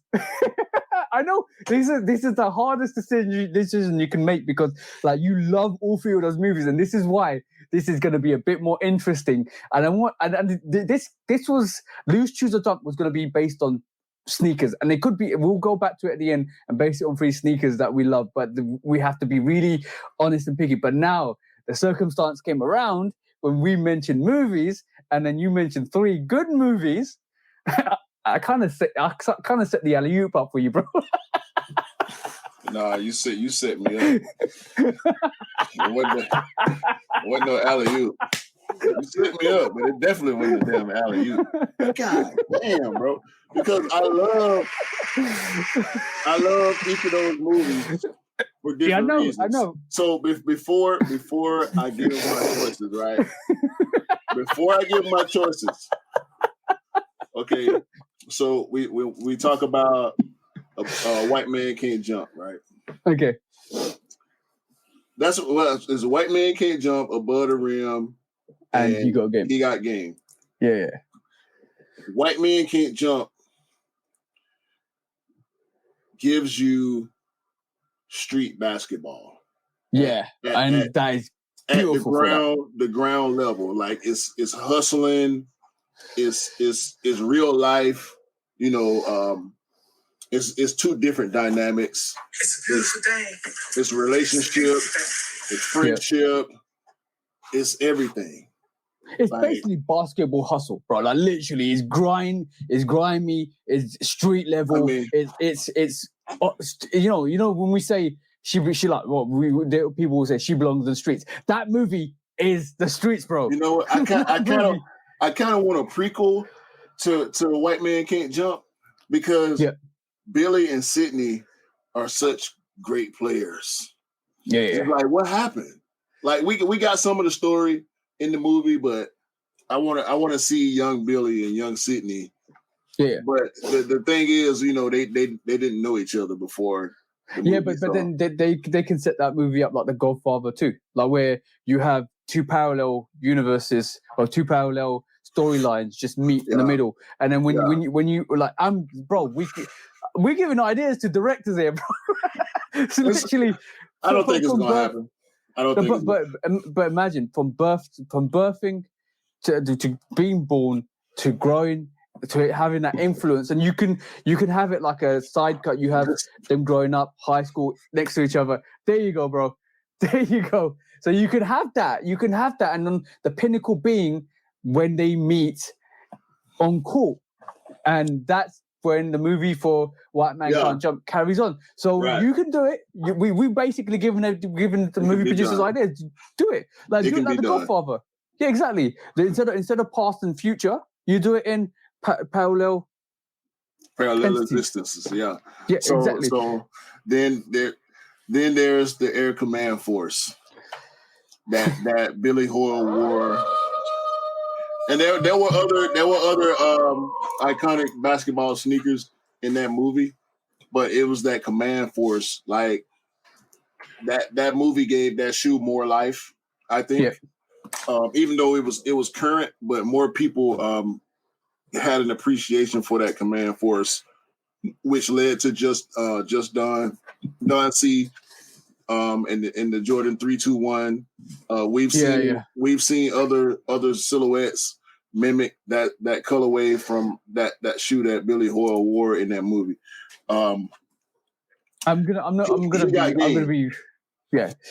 be really, really honest with you, bro. Like, I'm so happy that there's not happy, but I'm so glad that there's no real hype on the 312s, right? Because that to me, that is a dope sneaker. Like, I like the 312s. I got the Toro Bravo 312s. I like it. Just be quiet about that, because there's a 312 coming. That anyway, yeah. Send me pictures afterwards, bro. Send me pictures afterwards. Yeah. So I'm kind of regret not getting a Medicom, Medicine Ball, Medicine Ball 312s. Yeah. I regret that. Yeah. But I'd rather get the Air Trainer version. Shout out to the homie Drew. I actually gifted him my 312 Bread Lows a while ago. We were the same size. You mean just Drewski? Yeah. No, not Drewski. My family friend Drew. Bro, there's too many size 10s out here, bro. and Drew is a big supporter of everything that I've done and am doing. So I know that Drew knows who you are. You don't know who he is, but he knows who you are, and he supports us both. So shout out to Drew. Shout out to the bro. So shout out to anybody that's watching this and actually following us. It doesn't matter. Like, you're the reason why we're doing this, pretty much. Yeah. So the he got game. Like, that movie gave that OG Jordan 13 a name, right? I mean, it's Denzel. You make me feel like pulling it out now.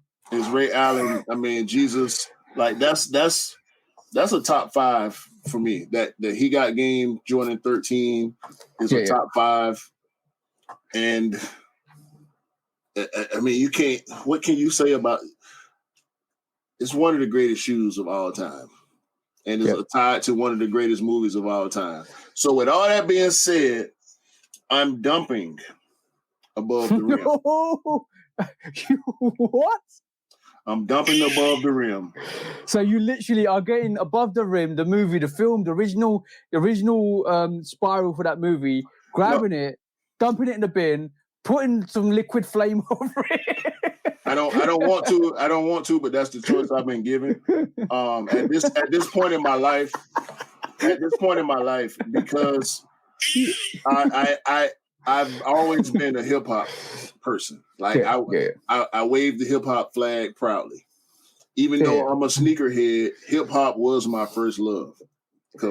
So being that Tupac was in that movie, and I love Tupac. I'm a big Tupac fan. The soundtrack for that movie was awesome. Yeah. But as it pertains to this conversation on the Shoe Dog podcast, because I don't remember any sneakers from above the rim. So that's a good tactic. I know they're there. I know they're there. I know for a fact there are sneakers in that movie that we love to this day, more than likely. But I gotta dump it. Oh, I gotta dump it. Okay, cool. And I have to choose He Got Game as the key, the choose. That's my choice. Oh, I choose He Got Game because of that Jordan 13. I don't have any command forces in that movie. Is not gonna make me want the command force. I like the command force, but I don't need it. I didn't need it like I needed that He Got Game in my collection. My collection would be less than if I did not have the Jordan 13 He Got Game. And it's Jesus. Like, the man's name was Jesus Shuttlesworth. Like, Jesus Shuttlesworth. Like, shout out to whoever named that character Jesus Shuttlesworth. So let's put a reflection on this choice. So you are dumping above the rim, logistically wise, because you can't remember the sneakers out of it. You're losing the white man can't jump because you feel the He Got Game trumps it because it made the He Got Game 13s popular. But caveat, White Man Can't Jump is a better movie, in my opinion, than He Got Game. Yeah, but in my opinion. Shout out Rosie Perez, man. But like, good God. Shout out Rosie Perez. But I'm gonna say, like, do you remember the iconic scene in He Got Game when Denzel Washington's sitting there? He just opens up that sneaker box and just pulls out that. Isn't you, yo, bro? I remember watching that movie before I even got the sneaker. I was like, bruh. Damn, son. Damn. That's what I was thinking. Yeah. It's the new Air Jordan. Yeah, you talking about? So I'm glad we showcased two of our new segments, which was Mythbusters, which we kind of did before our break, like one week break, because we did it with before. I think episode 13 that we did it, and then a new segment is Lose, Choose or Dump. And I'm enjoying this because it's making you it'll put me in the spot and it'll put you in the spot because then it gives us right justifications because in a sneaker platform you actually kind of decipher that really well in terms of picking the movie that you thought had the best representation and the most iconic sneaker in it, and he got Game 13s. Like, you can't knock that sneaker, bro. Like that. If you guys ain't 13 fans, I'll definitely recommend you go and check that He Got Game out, He Got Game 13 out, or even the movie out if you haven't seen it. And tell me you don't desire that He Got Game 13. I'm dare you to tell me that, bro. I can't trust a person that don't like He Got Game 13s. I just don't trust you. Yo, it's so bad, right? That I got the Obsidian 13s because I like the He Got Game 13s. Yeah, it's the UNC. It's the UNC version. That Obsidian 13 is the UNC version of the He Got Game 13. And it's actually not the He Got Game 13, but the movie did so well and did so much for that silhouette. They called it the He Got Game 13s. Exactly. We did that. We did that as a community. And so we put the name on it and then Nike and Jordan ran with it. But that He Got Game 13, damn, nobody can tell me that sneaker is not it. Nobody in this world. Like, I love 13, so I can objectify other people not liking the 13. Like, okay, cool, that's fine. You guys don't like 13s. I like 13s. I pick up 13s. I wear 13s. But nobody in this whole platform can tell me that He Got Game 13s are not dope. Bro, I will have a discussion with you, but you ain't never gonna change my mind. Nah, it's bro. It's anyway. If you, like I said, if you don't like that shoe, I don't trust you, bro. I can't. And you have to listen. I'm not talking about wanting to have it, because I like a lot of stuff that I don't want to have. I'm talking about acknowledging the fact that this is one of the dopest sneakers to ever exist. That black, the white, the red, the cat's eye, the suede midsole. Suede midsole? Are you fucking serious? Yeah. What? Come on, bro. I'm gonna. Oh, you know what? Let me just break this 13 down for you. Like, I have such a massive appreciation for 13s, right? Like, tell me another sneaker. Tinker's renowned for this, and good on him because, like, he revolutionized the game. Let's put it through his career. He designed a sneaker based on the Ferrari. He designed a sneaker based on the P51 Mustang. He designed a sneaker based on a Panther paw. Yeah. Right. And tell me another sneaker that. Yeah. Tell me in combining to one sneaker. Tell me another person that's done what Tinker's done and to sneakers and revolutionize it and made you look at it at a different angle, because who the hell put the panther paw on the base of a sneaker, bro? Tinker Hatfield is the GOAT. Shout out to the GOAT, bro. You know what? Hot take. I will be more excited to meet Tinker than I would to meet Jordan. Oh, you know what? I second that. I second that. The fact that Tinker kept Jordan. He created this thing, all these things that we love, bro. And like I can't. It's just from being a creative person. Air Mag. Let's just put Air Max ones. The bubble. Bro, and he had to push. Jordan. He had to push to get that. Like, bro, like we would not that right there, that air, that visible air. He had to fight to get. I read about the Air Trainer 1. Did you know reason why I love this sneaker, the Air Trainer 1, even more and more. The more I pick them up. Have you seen the Swiss? The Air Trainer 1 can be used for any sport. You know how much criticism. Yeah, it's cross trainer. You know how much criticism Tinker got for designing this? Hella. Because he got told, you take it away from the basketball range, you take it away from the running range, you take it away from the tennis range, you take it away from other sneakers. Iconic, bro. The Air Trainer 1. Iconic. And it's 12 a.m. Everybody's sleeping. It's still not 5 a.m. And I don't care because I'm still picking them up. Tinker Hatfield is one of the greatest creators. I mean, Tinker. We got Tinker. We got Virgil. We got these guys out here are thinking 10 years ahead of everybody, bro. Not even 10 years, 15 years ahead of everybody. Like, and this is why, with due respect, I agree with you. I would love to.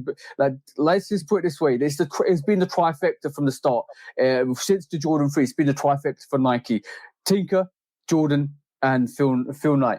And that's been a trifecta.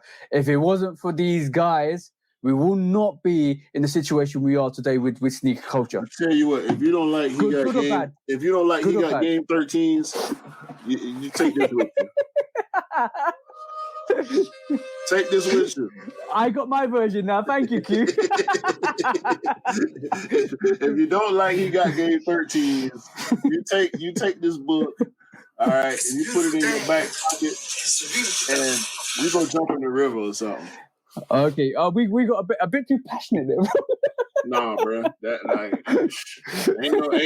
ain't no two about that. There's no too passionate, and ain't no two ways about that. If you don't like that he got game 13, you need to reevaluate your life. That's all. Okay. Now you know what time it's. You know what time it is, bro.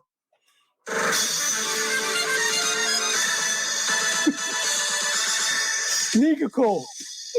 Who you taking the call this week, bro? New segment, by the way, guys. Sneaker call. Hey, so. Oh man. Hold on. Let's replay that one more time. What you think?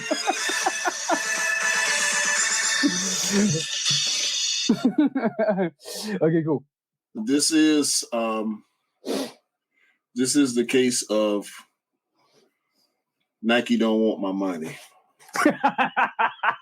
You actually took it there, bro. I actually thought you were going to drop this one. I almost dropped the case.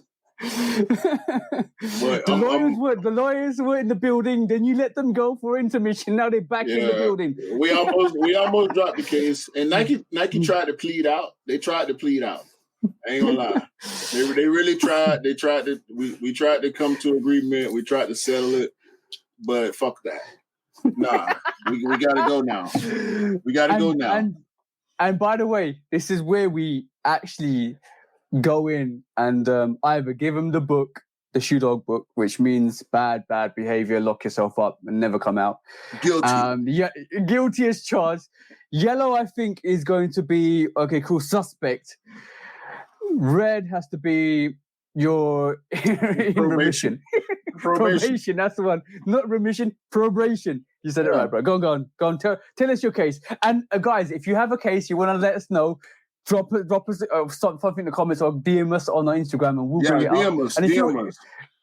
And if you want to come on and bring your case forth, let us know. yeah, we can do that. We can definitely do that.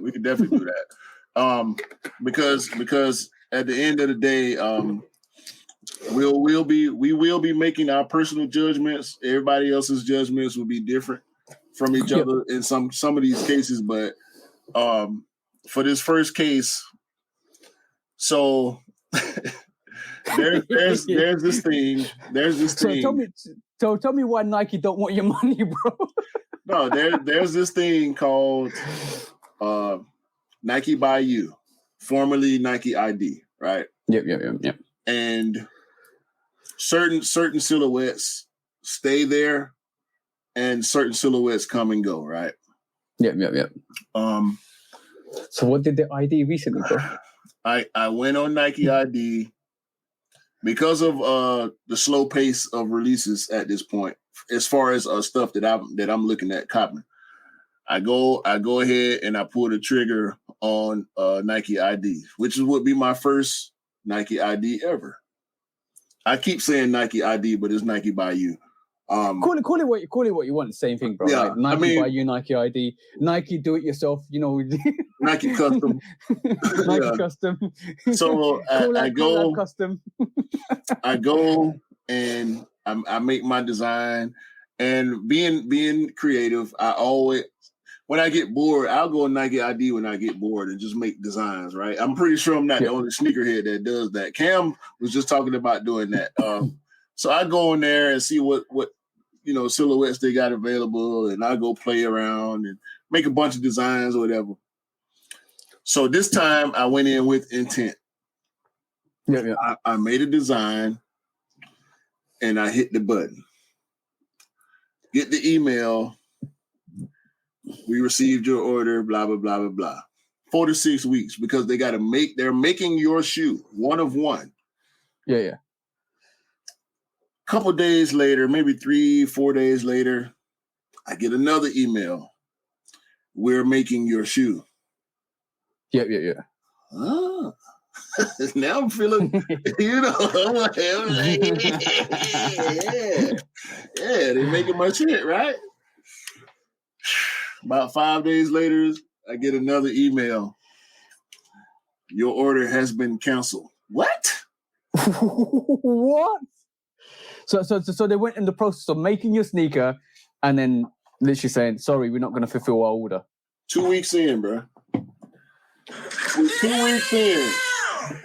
4 to 6 weeks. I gotta wait to get this sneaker already, right? And now me and you, we didn't have conversation about t-shirt designs and logo. I done made new logos and not because I got this shoe coming and I want specific gear to go with this shoe. Yeah. Because this is my one of one Nike ID, blah, blah, blah. And I'm geeked up, bro. Like, I'm through the roof about this shit. So when I get that cancellation email, I'm like, what the fuck? Oh, damn. First thing come to my mind is supply chain shortages, right? Yeah. Could be. Maybe they ran out of the materials I picked. Maybe they having a hard time. Nah, fuck that. Go to Nike.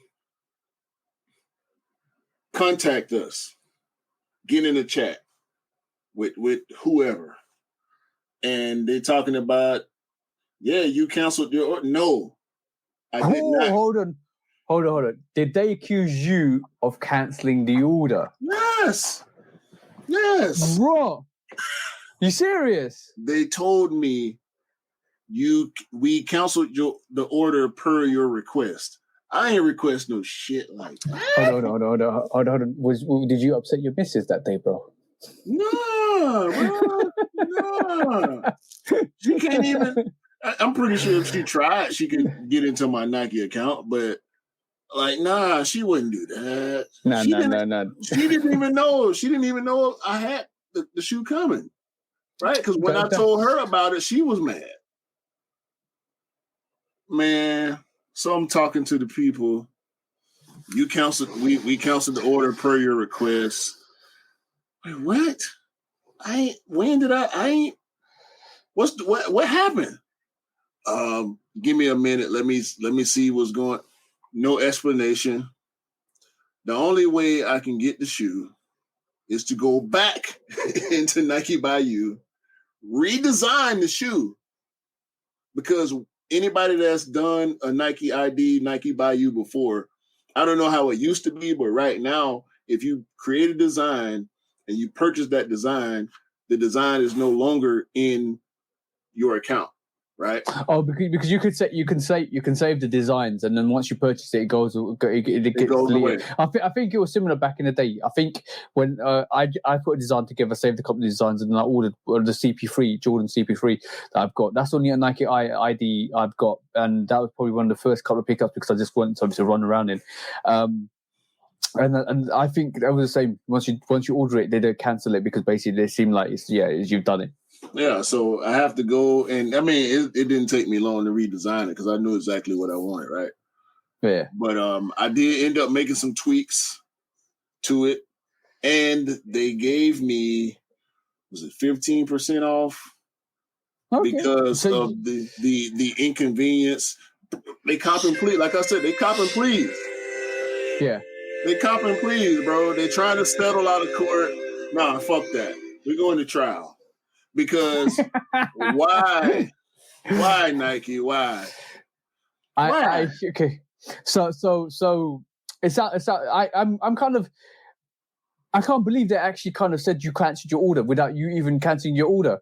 Nah. Like that in itself is an own goal, because how many people have done that to them?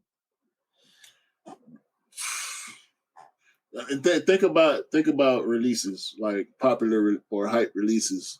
Yeah, that this might happen to you. Overruled. I can show you sneakers that has happened to me before. How can you overrule that? The Tinker 3 is a sneaker that I basically copped in my size, right? And they told me it came through, everything came through, and it came like I got my order confirmation and everything, and then like literally like next day or the next couple of days, it was like your order's still pending, no confirmation. And then it went through, and then after that it was like, oh, sorry, we can't fulfill your order, sorry, we have to cancel it. Like, what are you talking about? You took my money, you confirmed it, and now you don't want to give me my sneaker. And then they kind of like to apologize, and then like 2-3 days later they came back and said, "Oh, sorry, we made a mistake, and here's your sneaker." And they sent me a sneaker. So like, I totally understand what you're talking about, bro. Bruh. So how can you mess that up, bro? And so what's going to happen? What is going to happen to the shoe that I originally designed? Are they going to stop making it in the middle of production because the order got canceled, or are they going to finish it in a different way? Are they going to finish it the exact same way, send it to an outlet maybe in a country closer to the factory just to get it out of there, and it's going to have my name on it? It's going to have my name on it. When they print the tag out and slap that tag on that white Nike ID box, it's going to have my name on it, but I ain't going to get that shoe. I'm going to get the alternate version of that shoe. They might as well give me a fucking design contract. Like, imagine if you got both your sneakers 2 for 1. I'll take it.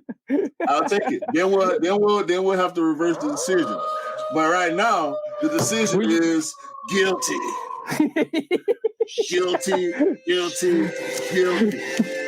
Stop cancelling your orders, Nike. We want your sneakers. Take our money. We want to give it to you. Take my money now. Take it. God damn it. Because, God. I mean, I can go get sneakers from other places, right? But I can't get Nike IDs from other places. Yeah, exactly. I'm always gonna say what E always says is, it's like literally the company that you like. do you have to kind of plead them to take your money? They don't want it. Yeah. We love the products and we hate the business. Yeah, but how we got into a situation where we are now pleading a company to take our money? when is that? When has that ever been a business tactic? Oh, that's genius level, bro. That's genius level. You literally repeat. Big companies actually want your business. Nike's out here thinking, I don't need your business. Nah, I don't want your money. I want the resellers' money. Nah, you ain't wrong there, bro. I don't want your money. I want this influencer's money. You ain't wrong there, bro. Sheesh. That was a intense case, bro. But it's not over there. It's not over yet. We have another one, bro. Case number 2. Another one. So okay. It might be 3 cases on this one, but like so to all you guys to all you UA and rep guys that want to give sneakers to the sneaker community, to all the guys that kind of grab up UAs and pretend they're real. And to all you guys that push through real sneakers through StockX, I'm charging you with the Shoe Dog book to put you in remission for the next 25 years without seeing the day of light, because you are fraudulating, or you're basically conning the people that want to get real pairs through the system. So let's talk about that, bro. Let's talk about that. So a lot of these Power Rangers out here. The fact you called it Power Rangers, bro.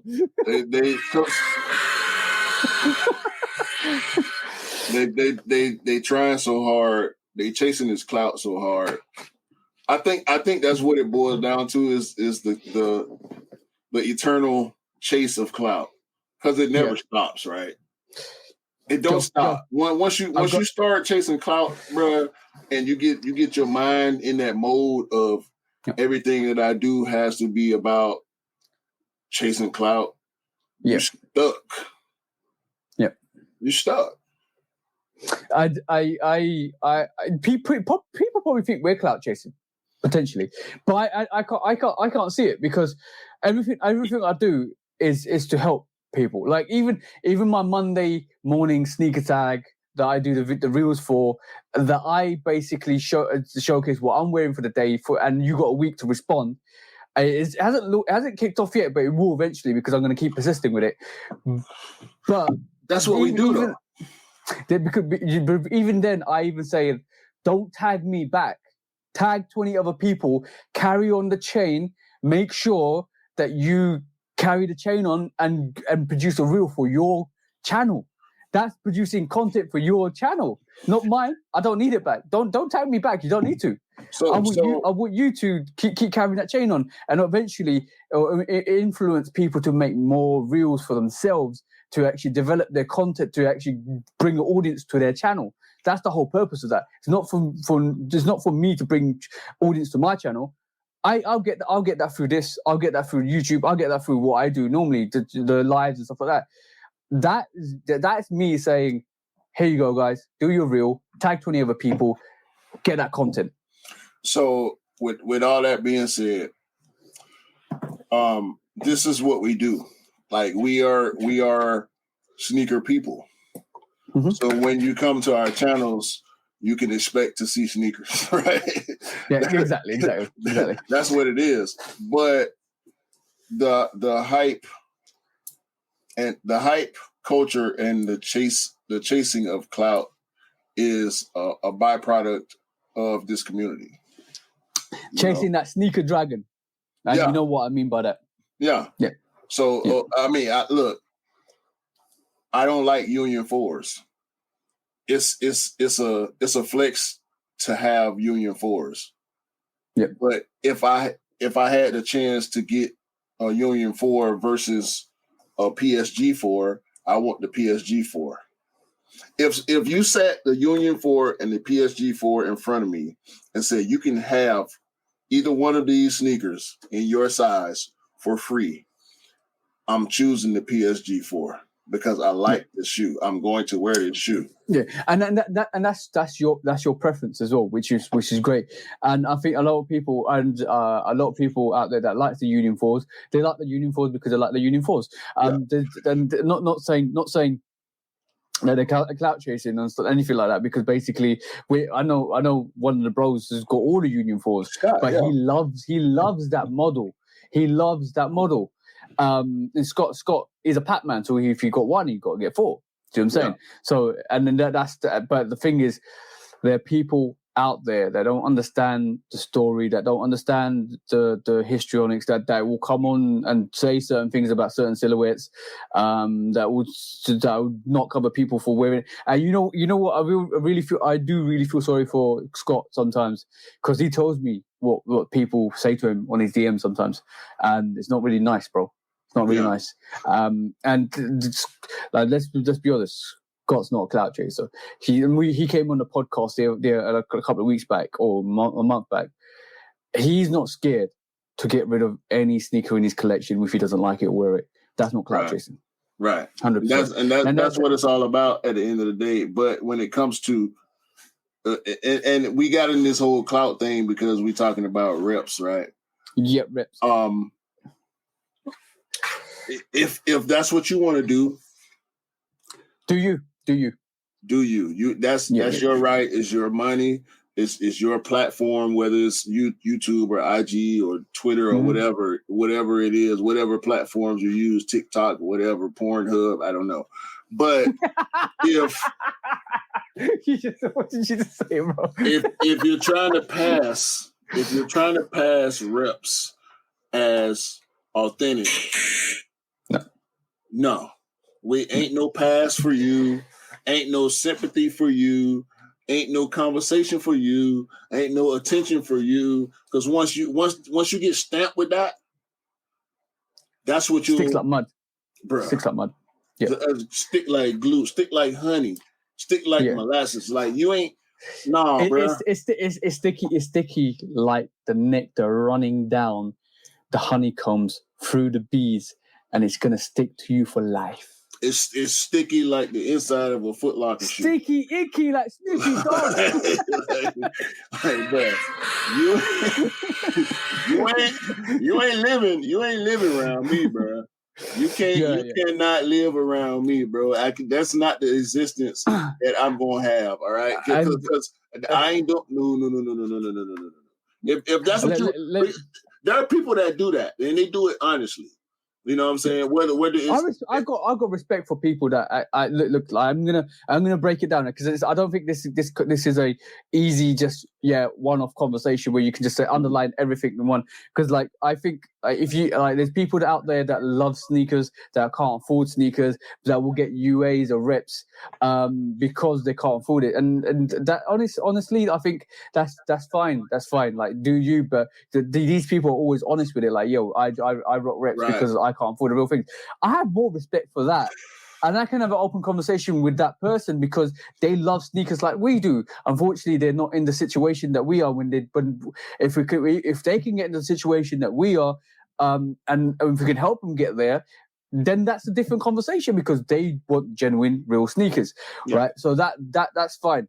But I can't tolerate the other side when people rock reps or UAs, promote reps or UAs, sell reps or UAs as real pairs, try to push it through all the reseller sites. And this is why I'm not right this moment in time, and I've been very dubious over the years. And when I do get a sneaker from like any of the reselling sites, I always check it because I'm dubious that majority of the pairs are UAs or reps, very good UAs or reps. And this is why sitting here, unless I can source it properly, I will never get any of the Travis Scott ones. I'll never get any of the Union ones. I'll never get them in my rotation, even if I sat here and stonked a lot of money from any circumstance, euro, whatever what we do. I'm not going to put myself in a situation of spending $2,000 to $5,000 on a sneaker, and I could just flown to Taiwan and got it. Nah, bro. I got a family friend that is in the UA game. Like he doesn't want to pay even retail if he can. I've offered my help to him with I mean his grail is the Raptor 7. Like he remembers the Raptor 7 from being a kid. And he when he got into sneakers later on in his life, that's the only shoe. Like he sat and talked to me about their Raptor 7 for like 10 to 15 minutes. Mm-hmm. And I told him, like, bro, it's a few years old at this point. So you're going to end up paying a pretty penny for that shoe. Guess what? He got his Raptor 7s, but they're not real. And he told me that they're not real. He also has Dornbecker 6s. They aren't real. He told me they aren't real. He's not he's not active in the community. He just likes sneakers. And he likes certain sneakers. When he see it, he want it, he'll get it. And he gets it for that UA price because he's buying UAs, and he knows that the quality is going to be different. He knows that the color might be a little off, but he don't care. Yeah. He likes the way they look when he get that toe down view, and that's why he does what he does. And like some of the arguments, like that's totally fine. It's totally fine. I've got Dornbecker 6s up there somewhere, and the thing is, I had to order mine off StockX because they don't do Dornbeckers in the UK or EU because it's American limited foundation, so it comes out in America. And the whole next week we're taking all the resellers to court for selling Dornbeckers for a higher price. I'm going to do that because that's out of order. We are doing that next week, but from my perspective, I kind of you got to look at US in a wider spectrum. Why is it a UA? Okay, cool. Why is the UA there? Because it's hype. It's hype driven. We've had this conversation on a live the other day. Why is it driven? Because of the hype. Who's responsible? The manufacturers and us in part because we want them so badly. It's supply and demand. We all know that. So if there's high supply, low demand. If there's low supply, high demand, and obviously that enforces UAs. But you got to also look at the other narrative of it. UAs basically go against some human right laws in the world, because basically all of a sudden you're making workers work in a facility that's really like not great for the actual living space and human rights. You also emphasizes crime. So most of the money that they manufacture from UAs goes back to profiting crimes syndicates around the world. Because like let's be honest, like the big bit, like the people that actually go and do UAs belong to a syndicate that's all linked to a higher organization. So it's a proven fact. It's a proven fact. And then you're also taken away from the designer that actually did it. So now it's a moment in time. You do, if you get a Jordan 3, 4, 5, 6, whatever, you're basically slapping Tinker in the face. In my perspective, because you've taken the originality of that design and what the meaning behind that design is and the origin. So Tinker spent like nearly however long design that sneaker, maybe a year, 2 years, 3 years, 4 years, 5 years, whatever. You just basically said copy and paste. That was 2 seconds. And also the current designers that come up with the new retro colorways and spin-offs of like the Air Trainer 1 SP. That's probably not a shoe that'll get repped, but we see so many. I mean, I saw patent bred ones in like August. Dude walking through the mall, and they were obviously reps. Yep. And like, it infringes copyright laws, massive copyright laws, because it's a copy. It's not the real thing. It's like, and however much however much people might justify UA's reps or fakes, you can't justify the higher picture or the higher moral stance, which is there's a lot of stuff that happens off the back of the UAs that we don't see, that we hear about, we don't see, like crime, murder. You like, this is serious stuff. Economic, like some governments run off the economics of UAs.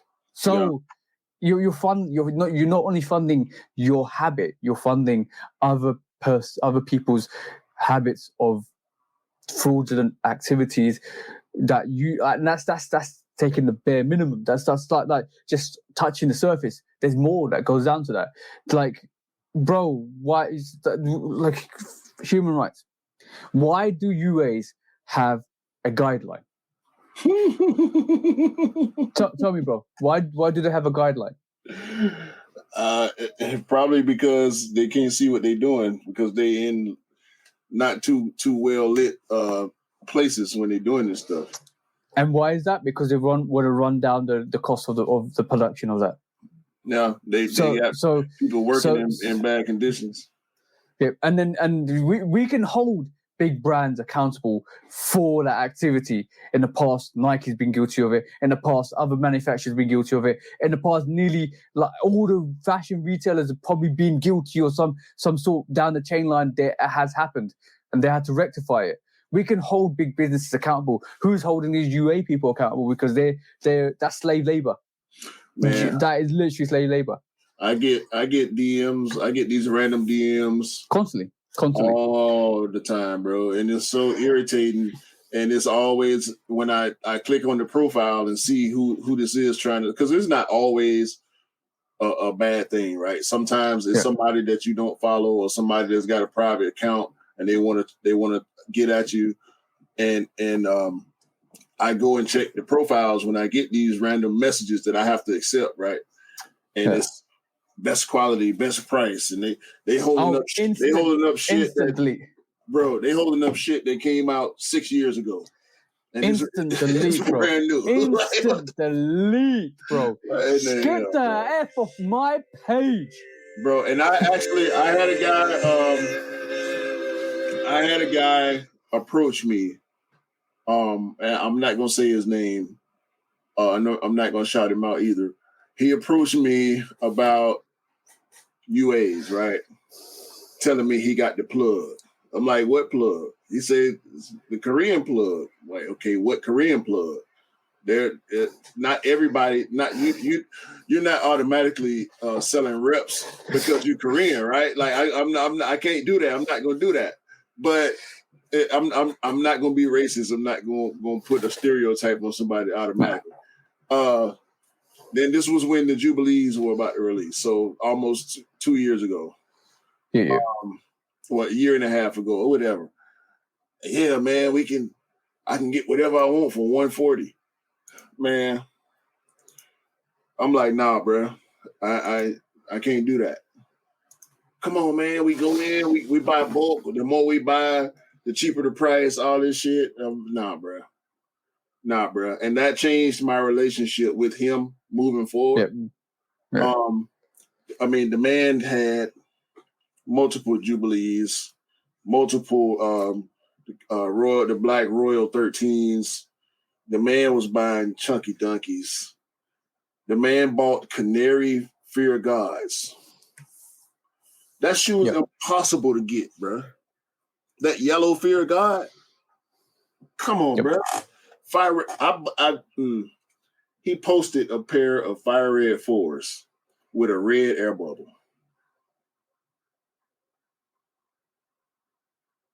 I'm not saying anything to that.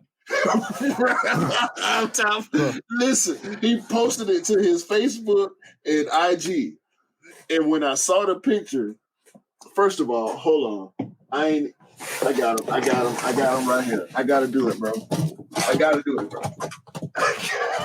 Are we both doing it? Yes. Exhibit A. 5A4. Exhibit A, right? I ain't got the box for mine because I've got it in the Crep Protect boxes, but you know. Exhibit A. Fire Red 4s, right? Woo! What color Clear. is the air bubble? White, bro. White. It's White. This man's air soul unit was red. Sheesh. Secondly, this netting. The netting was horizontal. It was not diagonal like this is.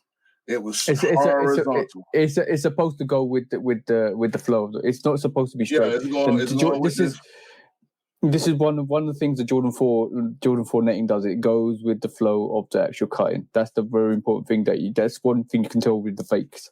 Legit check. Check your netting, right? Bro, this tongue. We know this tongue, right? Yeah. We know this tongue. The man's tongue had red material up here. Coming down around, bruh. That's tucked. You can clearly see that. It's tucked. It's tucked behind. Away. You cannot see it. You can't see nothing red on that tongue from the front. Nope. You shouldn't be able to. That's not how his was. I mean, the red air bubble, that was just a straight giveaway, right? Like right off top. But once I saw that, I knew it was fake, but I had to point out everything else to him that was fake about the shoe. And I had to tell him, bro. I couldn't. At that point, I knew he was too far gone. Yeah. Because there's no now, savings on people. Like there's no savings on people. Your knowledge base is not big enough for you to even be buying reps at this point, because now you're buying stuff that's obviously fake and you're trying to sell it. You don't care. Yeah, you don't care. That's wrong. That is totally wrong. Yo, bro, I let's just take a moment. Oh my God. The Jordan 4 Fire Red 4s, bro. Yeah. Gorgeous sneaker. I put my oh yeah, I see the bloodlines. I see that. But yeah, I'm just a bit mystified. I put a post up the other day, right? I said and I think Cam basically said to me, "Yo, I'm in my deep thoughts," and I said, "Yeah, of course I'm in my deep thoughts." I was like, there was 4 before 4s. There were 4 before 4s, right? And I said that. And a lot of people were like, and I said that on this sneaker, the Raptor 4s, right? Yeah, I saw that. Yeah, gorgeous sneaker. And this, by the way, this is the only one that actually has the material over the tongue. Right? But it's not the only one that's like that. But that's how his tongue was on the Fire Red 4s, and that's not accurate for that shoe.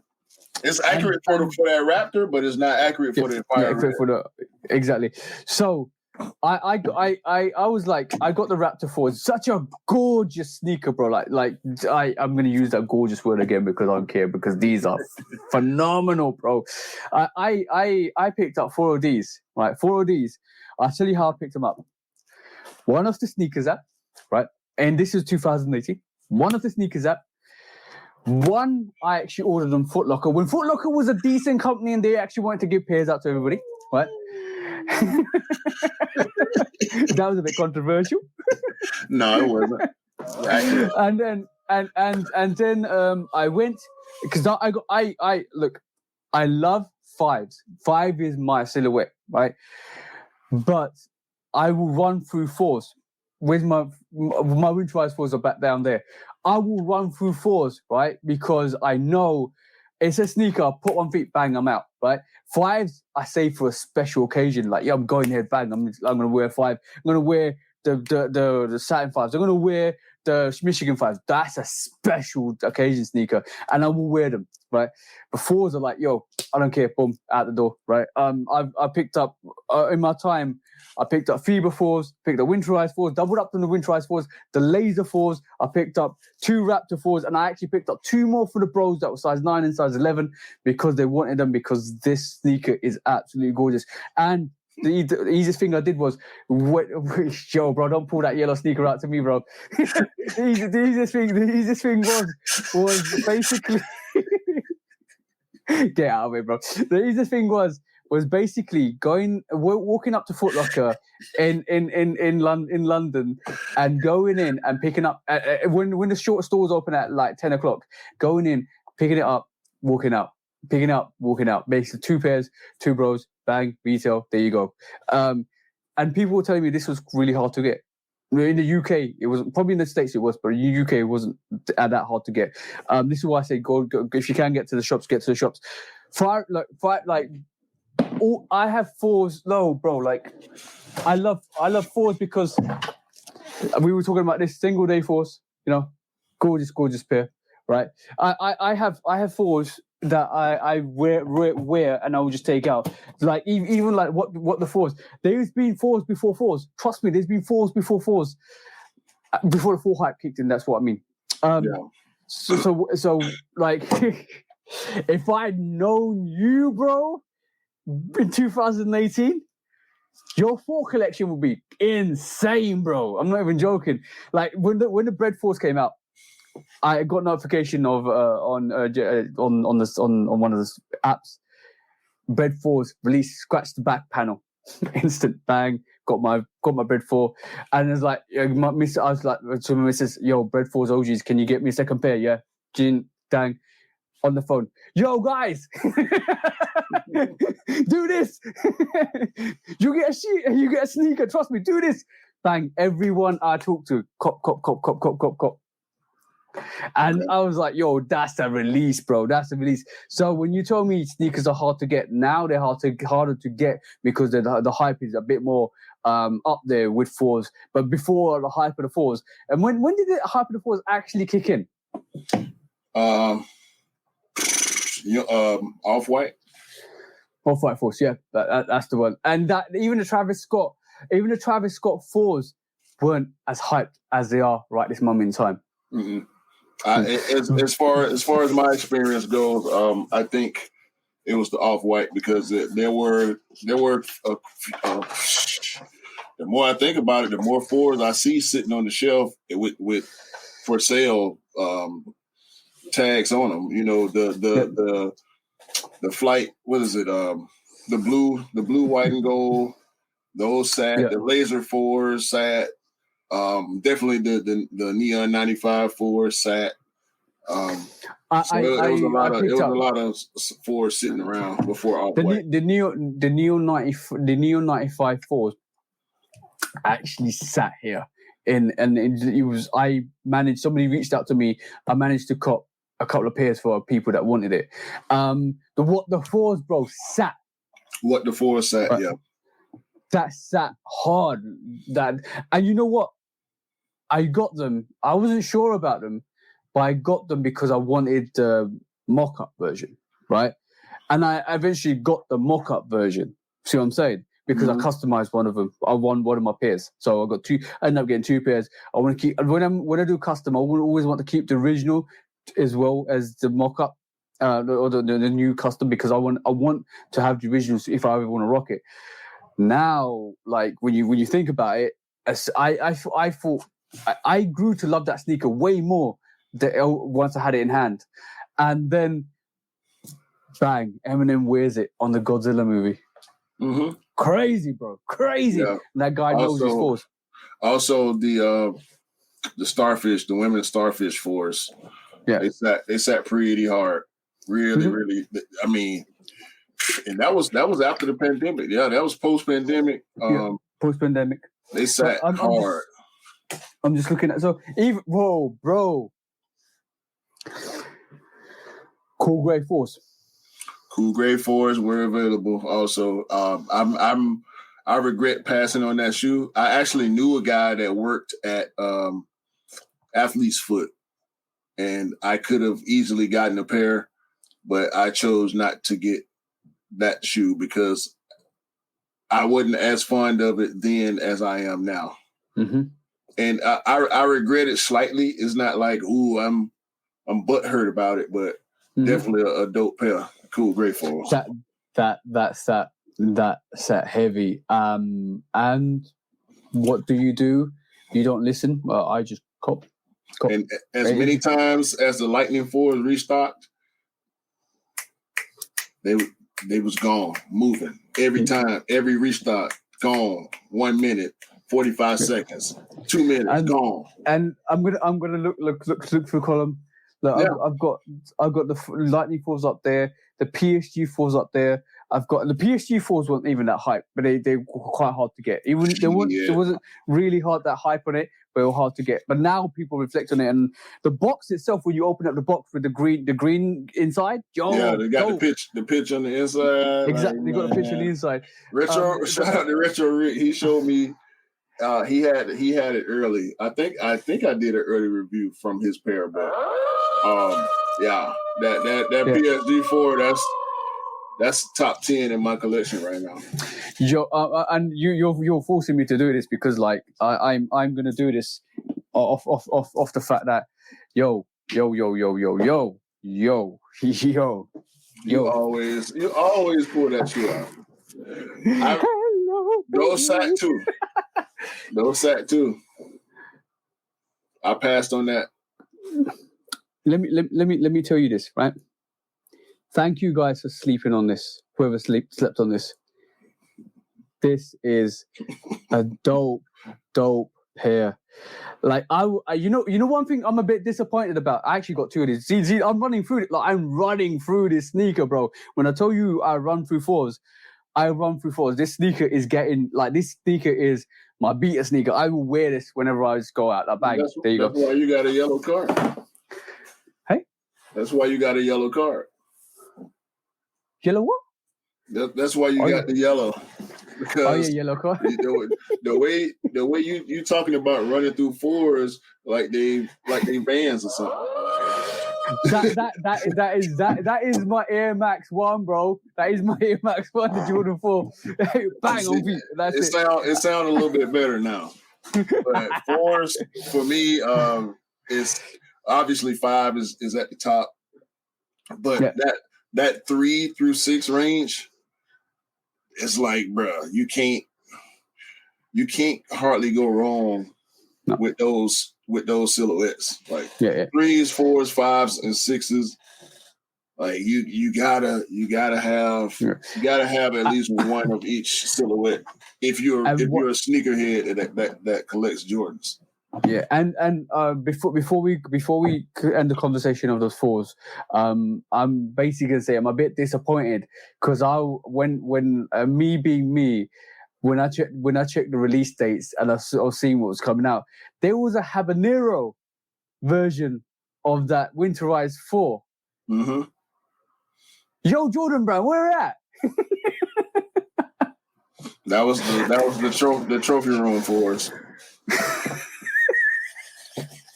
Yo, they were gonna. This was gonna be habanero winterized. Oh, bro, that looked dope. The mock-up looked dope. Yeah, man. Unfortunately, I think it was just a mock-up for clicks. Yeah, and but by the way, this material is soft because it's stiff when you get it. First of all, winterized 4, but when you wear it and you rock it, it breaks in the material really well. So that's nice and soft, very nice and soft. Yeah, it's got some patina to it also. Yeah, but going back to the cork. The cork case that we've got in terms of UAs and fakes and stuff like that. It's so like I can tolerate people that wear fakes and say they're fakes because they can't. Obviously, the circumstances dictate the fact that we can't sit here and be sneaker snobs or police people from wearing what they're wearing because that's not what we are. And in retrospect, I like from a UA point of view, if you rock fakes and you say you rock fakes, and because of the fact that you just rather it makes economical sense for you to rock fakes, good on you. But you got to remember, you got to keep in mind that there's other potential things that you're funding with your money because it's not as simple as it's cheaper materials, it's just cheaper sneaker, it's cheaper manufactured, blah, this, and it's direct from the VUA companies. You got to remember that it comes with a lot of stigma as well as it just isn't not a sneaker. It comes with a lot of stigma, but because you're passionate with it, I respect that. I respect the fact that you really want it and you can't afford it and you get it. And I respect that. But I say probation. But what? No. If you wear US, it's fine, and you acknowledge you wear US, it's fine, right? I can't knock it. I'm not knocking you for wearing that. But I personally will never wear or knowingly wear a UA. right? But if you are out there and you're listening to this, right, and you push through fakes through all the reselling sites, you tell people that your fakes are real, and you tell people that you basically are the plug for real sneakers, this is for you. Spend your time in court, spend your time in prison, and don't ever come see the sunlight. Guilty. You're getting the Shoe Dog book of disapproval. Guilty. Guilty as charged. Guilty as charged. Yeah, 100% guilty. Like 25 years, no real sneakers for you. Because one thing I hate the most is liars. You're lying to yourself, and the thing is, people that like, I know people, I don't know people, I've seen people that get, like you just said, get wrapped up in the UAs, get wrapped up so much that they actually start to believe their own bullshit. Right? Yeah. And bro, I'm not even going to touch on this, but I will just slightly say this. There's other people that actually use UAs to do customs with. So be aware of what you do with your sneakers, guys. Ooh, I didn't even think about that, bro. I already know that. I already know all there's going to be situations where people swap out reals with fakes. There's going to be situations where, and then they'll send those fakes back to the store to kind of say, yo, I don't want Yeah. We know that. We know the underhanded tactics of that. We know the underhanded tactics of other people doing other things with UAs. We also know the underhand. This is, if you don't know, you should know, is be careful who you mess with, because some of these, I'm not naming names or anything, right? Just be careful that you trust the person, you know the person when they do customs and stuff like that, because it's easy. If you think UAs are easy to get, like, yo, bro, I'm going to grab this yellow sneaker, I'm going to customize it. Now you can't even tell it's a UA or fake. Man, shout out to the people that are honest about it. Yeah. Honesty is the best policy because it's going to get you far in life. That's what I say. Yeah. I respect everybody as a person, as long as they're a good person and they're honest about who they are and what they do. I can respect that. In the sneaker space, we know the tricks and the traps and the games, and we know there's liars and cheaters. And there's gonna be more tricks. There's gonna be more tricks and traps. And like, bro, like I said, I'm not, like I said, not naming names, not naming anything.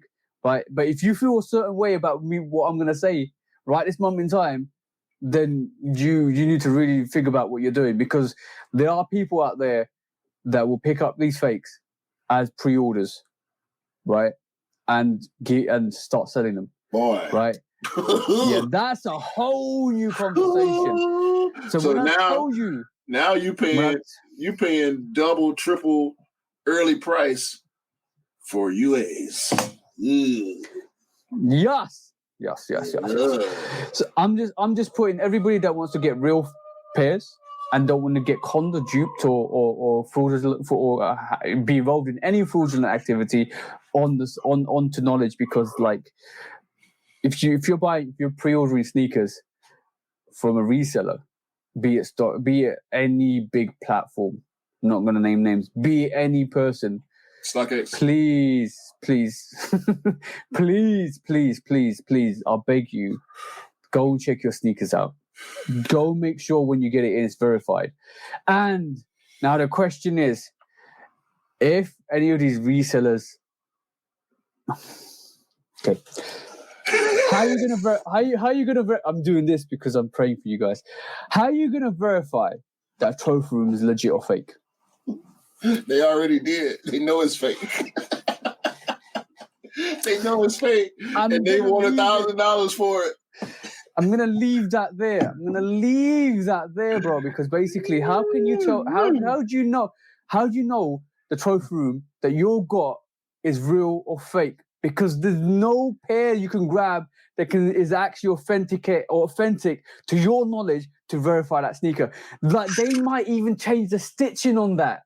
They might even change it so that it hits the tick. But you don't know that because you don't know how it was manufactured, developed. So now when you grab a sneaker, how are you telling it's real or fake? Boy, I'm not, and guys. I'm not even knocking that you got trophy ones. You had trophy ones. Hopefully, it's legit. I pray for you. It's legit. Yeah. Just put a black light on it. Just check it. Check it out for yourself. Check for stamps. Checks for any irregular. I can't even say it. Irregularities. There's one. Irregularities. I can say it when somebody else says it. And check for any irregularities on your sneaker, like stamps, like any kind of embossing, any kind of stitching, detail, guidelines, anything like that. Please go and check your sneakers out. Please make sure it's legit. Please don't overspend the money on UAs, because I know how I would feel if I had a UA and I spent £1,000 on it. I know how I'd feel. I'll be gunning for somebody, bro. Make sure you can return anything you buy. That's why I exactly. That's why I like. One of the reasons why I like copping retail, because I know I can return it. Mm-hmm. In most cases, you can return stuff, and dealing with StockX and Goat and all that, bro. It's like even Collect and eBay and every platform where you can buy stuff for resale, VNDS, all that. You gotta be aware.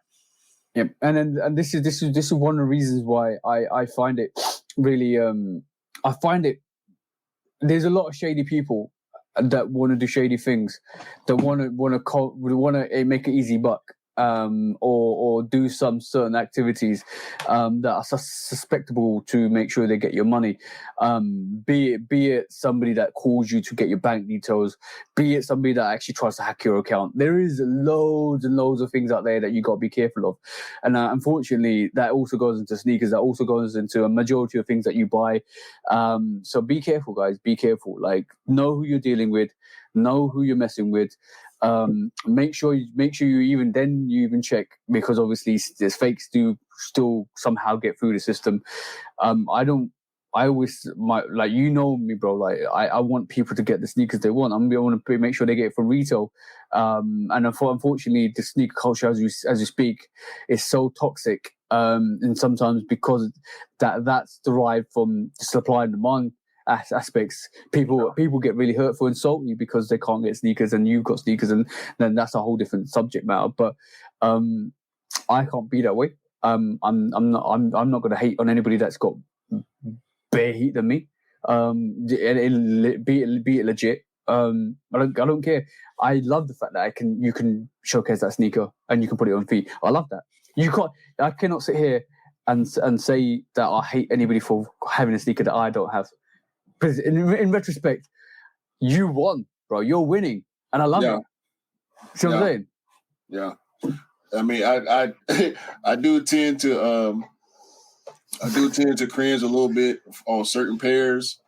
Yeah. But as long as you like it and you want it for the purposes that it was created for, to put it on feet, more power to you. But if you out here dealing reps, man, and you're trying to pass them off as real, shame on you. And hopefully that person that you making that sale to knows or understands what's going on for their sake. And if they find out after the fact, hopefully they won't ever deal with your monkey ass again. And I think that concludes Sneaker Court this week. Unless there's anything else that was kind of deep.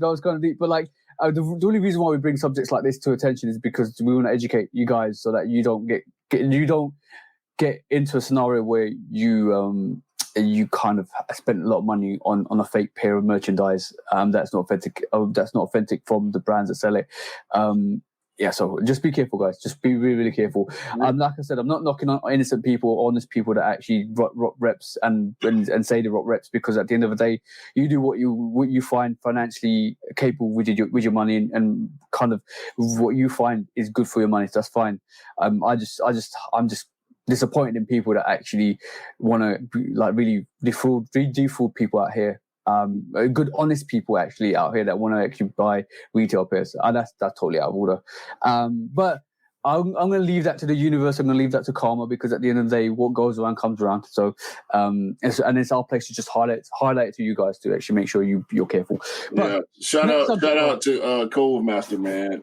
He's one of the guys. Ever since I've known Cove, he's been 100% honest about it. And he does the real versus fake comparison videos. So if y'all interested in it, in depth, y'all can go subscribe to him, follow him on IG. He does the funniest reels in the world, man. He got the mask on.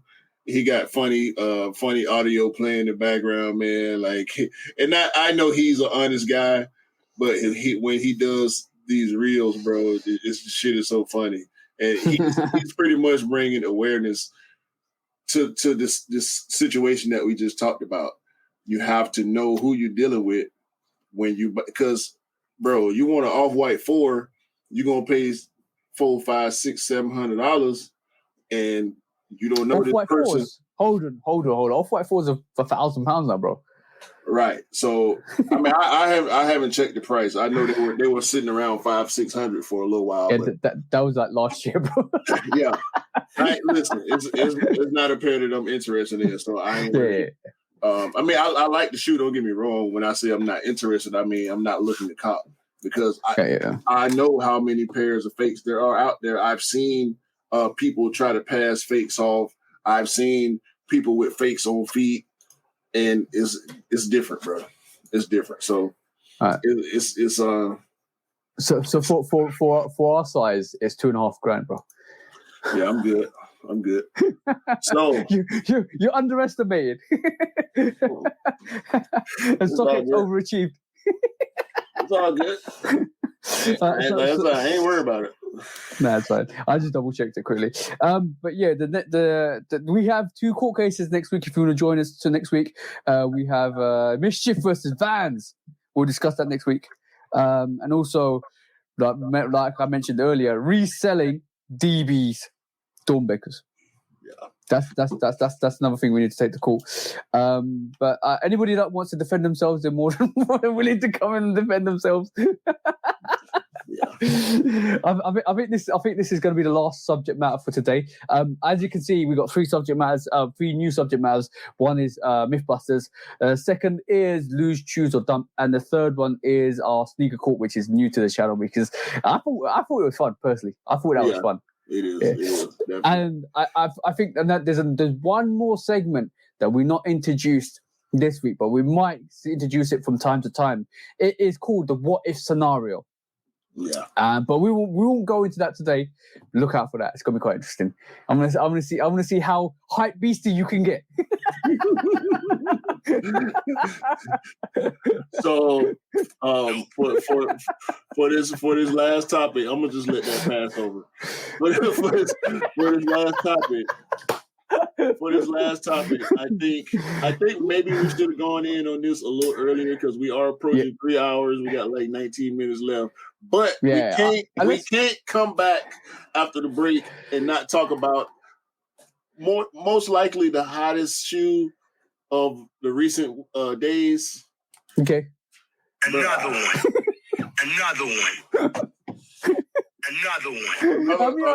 Another 5 or 6 or 7. Like how many? We don't know how many. We know it's gonna be friends and family. If you can't watch, or you're not watching. If you're just listening, we're talking about the Jordan 5. We the best, aka the Jordan 5 Easter pack, aka the Jordan 5 another 6, aka the Jordan 5. You just gave the hint. You just hit the nail on the head, bro. We're gonna get these. We're gonna get one variation of this Jordan 5 next Easter. That I'm actually thinking is gonna happen. Yo, I mean, hopefully we get these, but goddamn, Khaled. Like, first of all, let's attack the elephant in the room, right? Actually, we got 2 elephants in the room. Go on, bro. Why in the hell did he want the pod shaved off? Why in the hell? You know why, bro? You know why? No, I don't. And also, why in the hell do some pairs have netting and some don't? What in the fuck is Khaled trying to accomplish? Yo, I never even noticed that until you mentioned it. The left pairs don't have netting on them. What is Khaled trying to accomplish here? Like what? Cutest moment in time. Right, cool. I'm gonna tell you why DJ Khaled took the pods off of the top ankle. It's because it's similar to the Off-Whites. No, he paid. I think he paid tribute to Virgil by taking them off because the Off-White 5s don't have them as well. They're slimline like that, and I think it's sleeker as well. It made the shoe sleeker. Me personally, I'm gonna just zoom. Ooh. I'm gonna zoom into my thing. Me personally, I like the pods on the side. It brings some kind of very nice uniqueness to the sneaker. Having that slim line just takes away from it. But that's me personally, because I think he kind of did that to pay tribute to Virgil. If that's me guessing, but I think that's the reason why. So I don't like it. I can tolerate it because I do like some of these colorways. Yeah. Personally, I like the peach color. Yeah, hair. I like that's gonna be. Yo, I like the one with the netting. I like the one with the netting, not without. I also like the blue pair, and I like the dark purple bluish pair. Yeah, so I'm gonna tell you what I think what's actually happened. The ones without the netting, I think they're sample pairs. I think they're just sample pairs that he's trialing, testing, and stuff like that. They're not in production at this moment in time. I can guarantee that, right? But I feel there's sample pairs out there. They're experimenting. There's even pairs that he's got for his kids that are actually fabric rather than leather. Mm-hmm. So there's a lot of testing at the moment. This is why he keeps saying still in the meeting room. There's not even finalized. And let's get this right. We never saw any of the Jordan 3s. We the best Jordan 3s. We got mimics of them. We got a downgrade version of them. We never got we the best 3. We didn't get that sheet. Was he signed a sheet? Yeah, a sheet. We didn't get the Ashard. We didn't get Ashard like suede suede and Nubuck 3, all blue, royal blue 3. We didn't get the leather version. We didn't get the Unite. We didn't get the we the best red 3. We got the Unite 3. We got the Royal 3. It is not the same. So now the situation is, all these samples, we were shown 4. We were shown originally 4 pairs. Now, when you look at the pictures, there's actually 5, 6, 7, 8, 9 pairs. The different variations, different styles, different netting, different things. There's loads of sample pairs, and this is just sample pairs. Now it's called an alpha. It's called not alpha. It's called a alpha phase. Like basically, you're testing. You're testing the sneakers. You're giving it to people in the industry, in the music industry, your friends and families, to test them, to see what they feel, what their reactions are. You can tell one reaction. Kanye wasn't really impressed. Like you can see from his reaction. Kanye is a hater. But you can also see Fat Joe. He gifted Fat Joe a variation. He's going to keep gifting friends and family variations to get their input, to get their feedback, and that's going to go back directly to Nike to give that. But I never seen the lilac blue. That's another variation, bro. Bro, I don't give a fuck about what Fat Joe or Offset or Kanye or whoever the fuck. I don't care what they think, bro. Yeah. That's not proper market testing because they aren't the market. They aren't the consumer. They are consumers, but they aren't the community at large. They are the outliers. They're the influencers, bro. They're like it's a unfortunately that's the game we live in, bro. Like they are the influencers. Fat Joe, Fat Joe licking his soul. That's an influencer, bro. Like I don't give a fuck. Fat Joe can go lick the sole of whatever shoe he want. That's not gonna make me like the shoe. Is what I'm saying. Yeah, it's true, but it's the other people that aren't us that look at sneakers will be influenced by Khaled's and the Fat Joes and stuff like that. So we have to take ourselves out that spectrum because for us we will like it. Well, for us we will like a sneaker or hate a sneaker that just based on the colorway and the history and the detailing and stuff like that. Yeah, mm-hmm. So that's a totally different conversation. But when you're talking about the average user, average sneakerhead, when they see Fat Joe in an Instagram picture rocking that sneaker or on TikTok or wherever social media channel they see, they're like, yo, I want that now.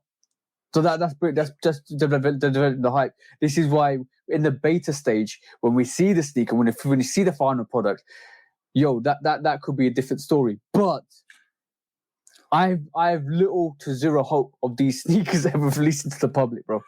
I do agree with that. I do disagree with influencers making that much of a difference in the sneaker community. Yeah. That pond that I was talking about a little while ago, we are gonna see this and we're gonna want this, right? Yeah. The casual fan won't see this until they see it on us or with us. You get what I'm saying? They're not paying it. They don't get sneaker news coming through their Google feeds or they don't follow Soul Links or Sneaker News or House of Heat or Cool Kicks, Nice Kicks. They don't follow any of these platforms. When they go on social media, they seeing different stuff than we seeing. So a lot of the majority of people aren't going to know about this sneaker. We're going to know because we look for this stuff. We live for this stuff. We love this stuff. I don't give a damn. And again, I'm beating a dead horse right here. You got to forgive me. I don't care what celebrity is wearing this shoe. I want what I want. You know what I'm saying? Yeah.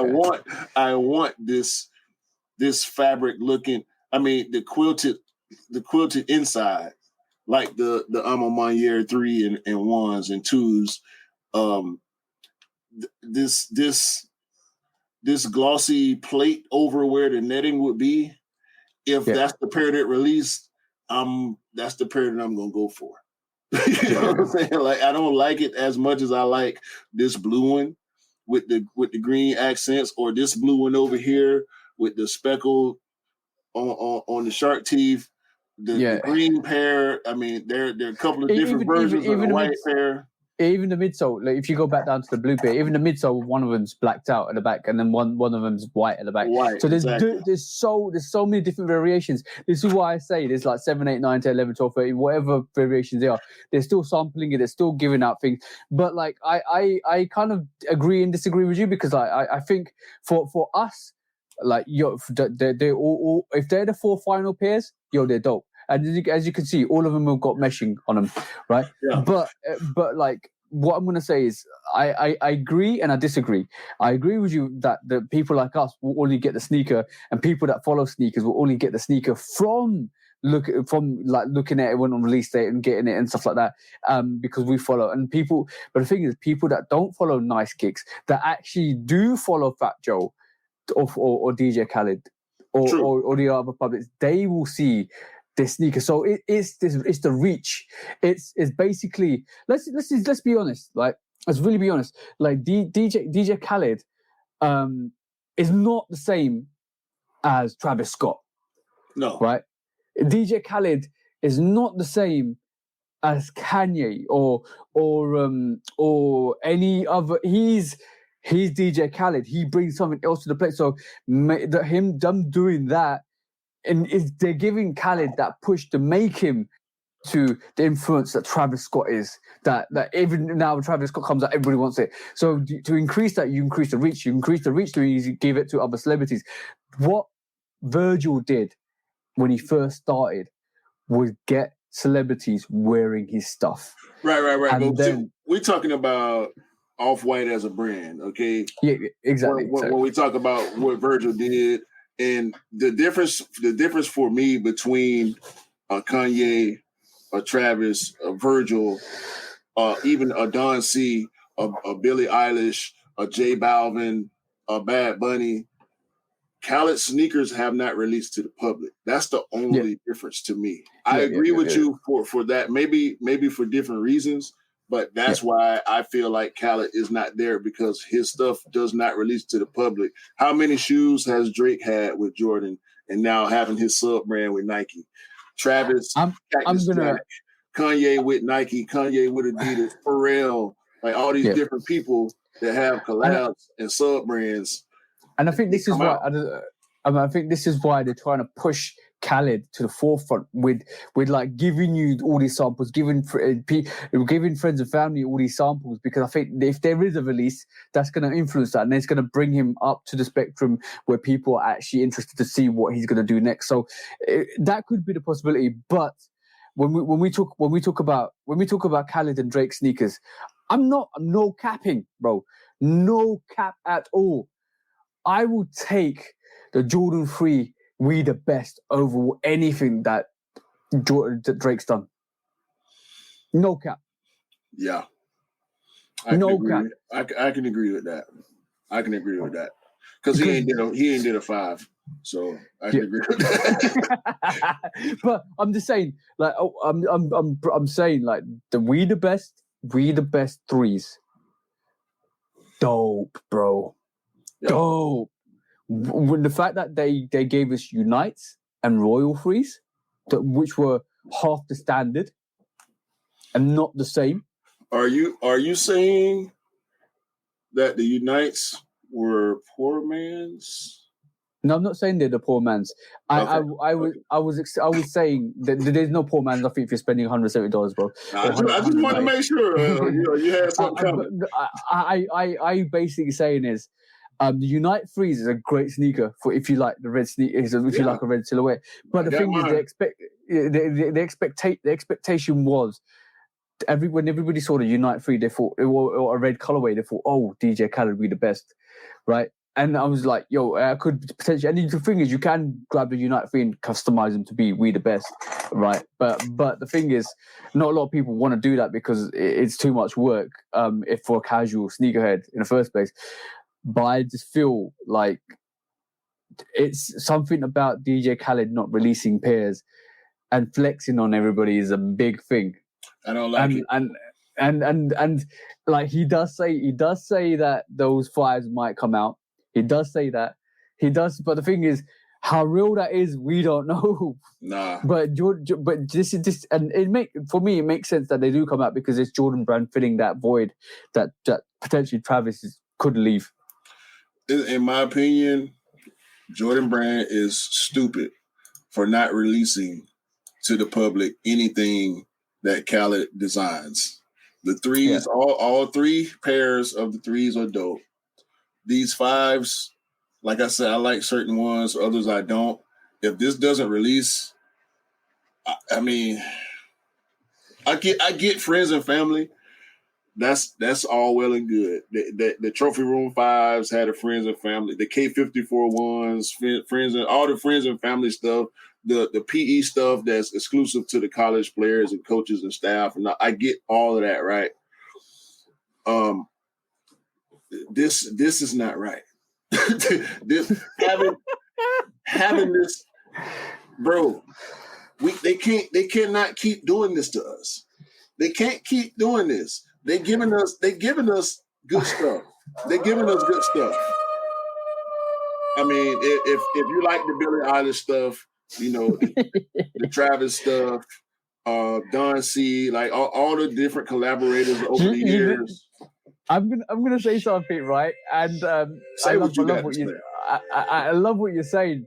But I'm gonna say something. It goes back to what we talked about early on in this podcast, 3 hours in. But it's gonna go back to what we just discussed in the start of this. Nike, please take my money. Take my money. Take it. We just done full circle, bro. Take it, bro. Like, take me the sneaker and take my money. Take it 4 times, okay? Take it for this one. Take it for this one. Take my money. I don't know. Take my money 3 times. Take it for this one, this orange peach, whatever colorway. Take my money for the purple one. Take my money for the blue one. Take it. I will buy them all at the same time and deal with the consequences. Okay, I will pay the interest. I will pay the interest. Take it. Oh Take it. He's gonna pay the interest as well. Take it, bro. Look, bro. What Jordan 5s got the white milky stuff. Like, bro. Milky we know we gonna get translucent every time. We never get the translucent tip. Yeah. Bro, we got translucent tips over here. Take my money. You want it now? You want it tomorrow? I'll go jump in the time machine and give it to you last week. Like, just take my money. Take it. My favorite pair out of all four of them at the moment. I'm going to give you my order, right? I'm going to give you I think the purple one's my favorite. So that's gorgeous. That's gorgeous, bro. It's absolutely gorgeous. I love the fact that even on the milky sole at the bottom top tip, right, on the sole, it's you can see that purple come through. It's just beautiful. Then is a tie between the peach pair and the blue pair. Right, and I'm gonna give it to the peach pair second because that salmon, and I don't even listen too close to pink for me, but I want that. Yeah, you know what offsets that sneaker. See the shark teeth with the blue baby university blue and the splatter. Somebody needs to swap those laces out. Quick time. Blue laces. Yep, with splatter print. And then my third has to be that blue. Yeah, that's the one. And the reason why I'm not leaning as much towards the white pair is because we always get white sneakers, bro. We always get white sneakers. Yeah, I got about three. I think I got about 4 pair of white 5s. No, 3 pair.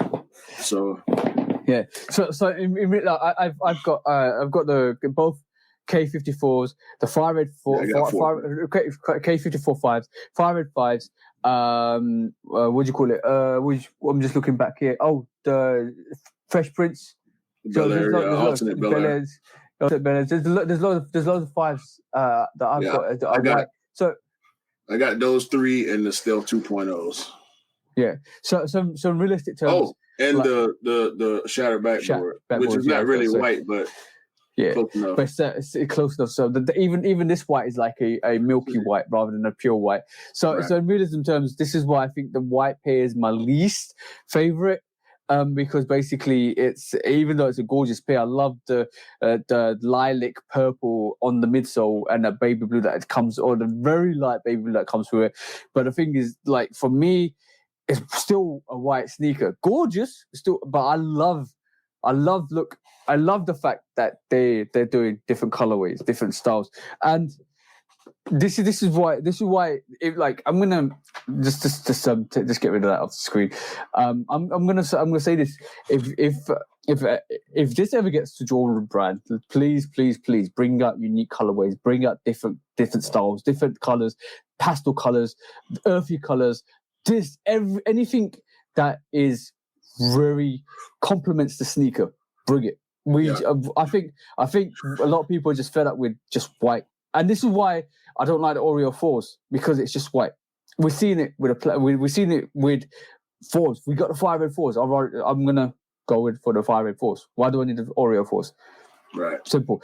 Give us the look, Guava 4s, Union Guava 4s. Magnificent. The colorway, magnificent. Give us some earthy tones. Give us some pastel tones. Give us like that 5-pack. That 5-pack from Khaled.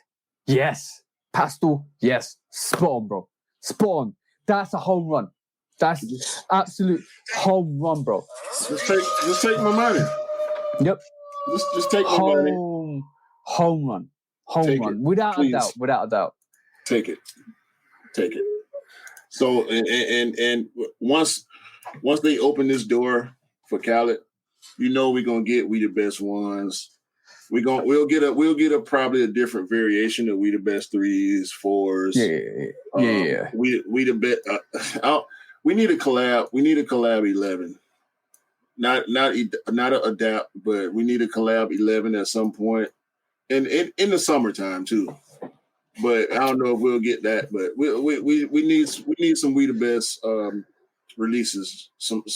I know they won't be quite GRs. They'll obviously they'll be limited, much like other collabs. But just let them go.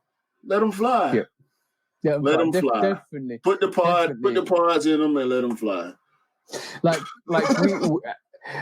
There's a spectrum. There's a spectrum of colorways you can use on the 5, and you could do so much to the 5s. And unfortunately, there's also it's all like I don't like the Bel Air 5s where they took out the laces and put I don't. You didn't the Great 5. Sorry, you didn't need to do that. They did not need to do that. Do not need to do that because Fresh Prince wore it that way in the Fresh Prince series and stuff like that. They did it, but they didn't need to do that. That was why. I love my reverse Great 5s. I love all my 5s with different colors. Michigan 5s, Oregon 5s, great colorway. And not sneaker I really appreciated when it first came out, but looking at it now it's just such a great colorway. It's so different when you cut Raging Bull 5s, blue suede 5s, red suede. Bro, give us all the colors of the spectrum, the rainbow on these 5s. I will pick them up. But don't just give us a constant white sneaker or black sneaker. Just leave it to the OGs. So with all that being said, I'm still gonna go for the Concord 5. So the Concord 5 with the black midsole. Yeah, it's pretty much a fire red with purple. But you mean the Midnight Navy 5s? Midnight Navy. That's what they're calling them. I thought it was Concord. No, I think it's purple or something. No, it's Midnight. No, bro. They need to stop. Pull them up. They need to stop. It's purple. They're purple. They call it. They dropped it. Somebody dropped it in the group chat. In our group chat, and it was actually Midnight Navy. They called it. Oh, that's the total different sneaker you're looking at, bro. I was about to say we must be talking about a different shoe. I'm talking about this. Hold on. I'm going to pull mine up. If that's how it comes. Because we know with mock-ups, there's a possibility. It's a mock-up. But this is what's rumored. I won't be surprised if it come out different at all. Yeah, at this moment in time, what I'm looking at is this. I'm gonna try and open this. This is on Concept Labs. I don't know if this is the real one, but there is. I need to look at the calendar because there is a Midnight Navy version of that 5 coming out sometime soon. Maybe I've got my wires mixed up, but maybe not. The Midnight Navy 6. No. There's a 5. I'll show you. I'll show you after this live if I can find it. I'll send it to you. But yes, bro. When I say I will pick up any colorway, I will pick up any colorways of those 5. You saw me pick up the Bluebirds. You saw me pick up the Jade Horizon 5s. Like, bro, just keep bringing them. I'll pick them up. Keep bringing them. You must be talking about. Wait a minute. Wait a goddamn minute. That's the one I'm talking about, bro. Ooh, shit. That's the one I'm talking about. I thought you were actually talking about that variation, not the Concord 5s. That is the one I'm talking about. Yeah. He's salivating. The bro's salivating. Make sure the shoe dog police don't catch you with that rabies around your, just frothing around your face because they're gonna say you got rabies, bro. That's a dope sneaker, though. That's definitely a dope sneaker. That's we might as well call it Georgetown. Yep. Good God. Let me stop. I didn't even know about that. I don't need to see that anymore. Let me get it off the screen. Get it off the screen. Yeah, I took it off our screen, but I got to take it off my screen too because I don't even. I do not know. Goodness. Oh, we back 3 hours. Sorry, Marcel. He's not sorry.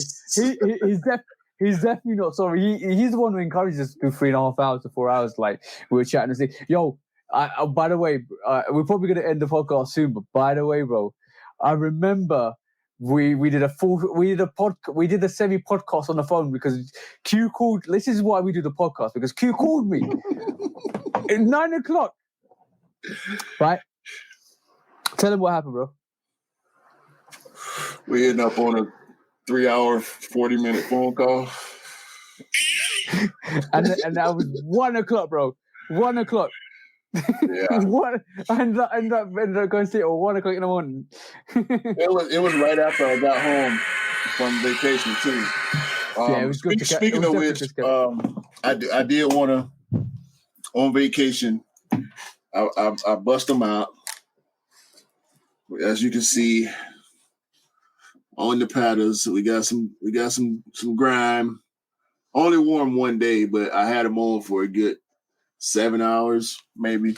Got some pics in. And I also finally undiesed the neutral gray. Ooh, tell me they're soft. Tell me they're soft. Tell me they're soft without telling me they're soft.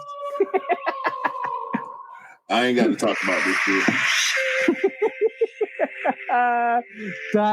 That neutral gray one is so good, bro. We're talking about the lows, not the highs. Yeah, the lows, definitely. The OG low neutral gray. Yeah. Let's just say, right, that the neutral. Eric was so impressed with that sneaker that he went back in for it again, and he nearly went back in for it for a third time because he's gonna rock the craziness out of it. Trust me. Yeah. It's definitely one of the more comfortable Jordan 1s if you can compare comfort in Jordan 1s.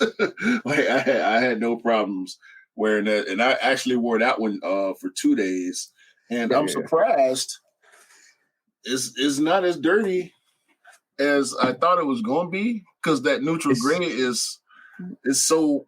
There we go. Yeah. I can see it. And obviously, I ain't cleaned them yet. I just pulled them out my bag. They've been sitting in my sneaker bag since I got back. So it's. I was about to say, clean your sneakers, bro. Clean your sneakers. But I haven't been cleaning them lately. I got so many. I got like 10, 12 pairs just sitting out right now because I ain't cleaned them yet. I'm definitely ahead of you in the game at the moment because basically what happened was that I had 2 or 3 weeks back. I was the same situation you was. I had like about 7 or 8 pairs on the floor. I was like, this can't go on. I need to wake myself up. I need to clean my sneakers. I need to slap my wrist. Clean your sneakers. I still ain't clean. I'm on my year 1s from my birthday in February. So they just been sitting up there on display. Those I got the pine greens over here, my Flint 13s over here, like in my collector's closets. I wore to and from on the flight in the airport just because they Vapor Max. I love this shoe, but you really can't beat the comfort of a Vapor Max when you know you're about to do some walking. So if anybody knows, the Atlanta airport is the busiest airport in the country, if not the world. I can't remember the designation, but it is definitely, if not the one of the most busiest airports in existence because all the connecting flights that you can catch from Atlanta. So I had to wear these because I knew me and my wife was about to be trekking. Yeah. And I love these straight up. I was gonna say one thing. You could take a Leaf Out Ease book and actually get a Yeezy slide because they're comfortable as hell. No. still keeping that Adidas hatred close to your heart. Still number one. So This week's been amazing. We had a week break and we organised, which was great because we now have 3 or 4 segments, which are original segments devised by both me and Q in terms of sneaker court, in terms of lose, choose or dump. And then in terms of Mythbusters, and then there's another segment, what if scenarios that will be coming your way shortly. But yeah, I think we were structured enough this week to actually keep rebounding back to this format. Hey man, like it's pretty much we enclose the ramblings in some nice little packages, and we drop them off on the porch, and hopefully don't nobody steal them. Unfortunately, when we started recording, the situation was we went straight off a different narrative.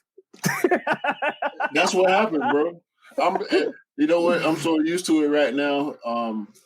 It don't bother. It kind of bothered me for a couple episodes, but at this point, it's what we do. Whether we go straight into topics or whether we end up rambling on, it don't bother me at all. Hopefully, it don't bother y'all out there listening and watching this. Hopefully, y'all enjoy the conversations just as much as me and TJ do, because y'all know we can go on. We can go on for. I have no hesitation that we can actually do a 6 or 7 hour podcast. I'm not even joking. That's easy. Yo, that's easy. I tell you what. If we ever, not if we, scrap that. When we, like you keep telling me, when we get into that point where we've got this notoriety for this Shoe Dog podcast, we will be doing a 24-hour marathon. Bruh, don't.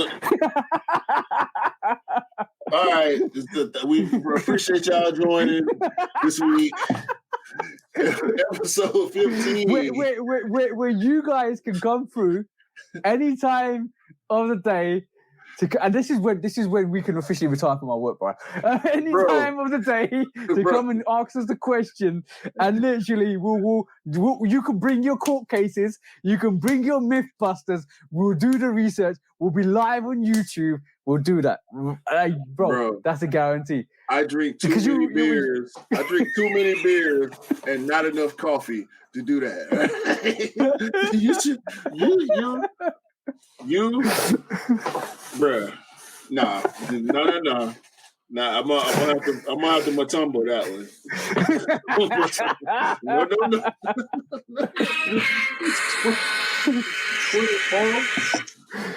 Listen, and it's not about the fact of us not being able to do it. It's what I want to do it. Cause goddamn, bro, 24. I'm gonna have to bring a microwave, a refrigerator, all that in the studio. You know what? We could take turns though, because you could be like literally. You can if you need to go and do something, I'll still be here.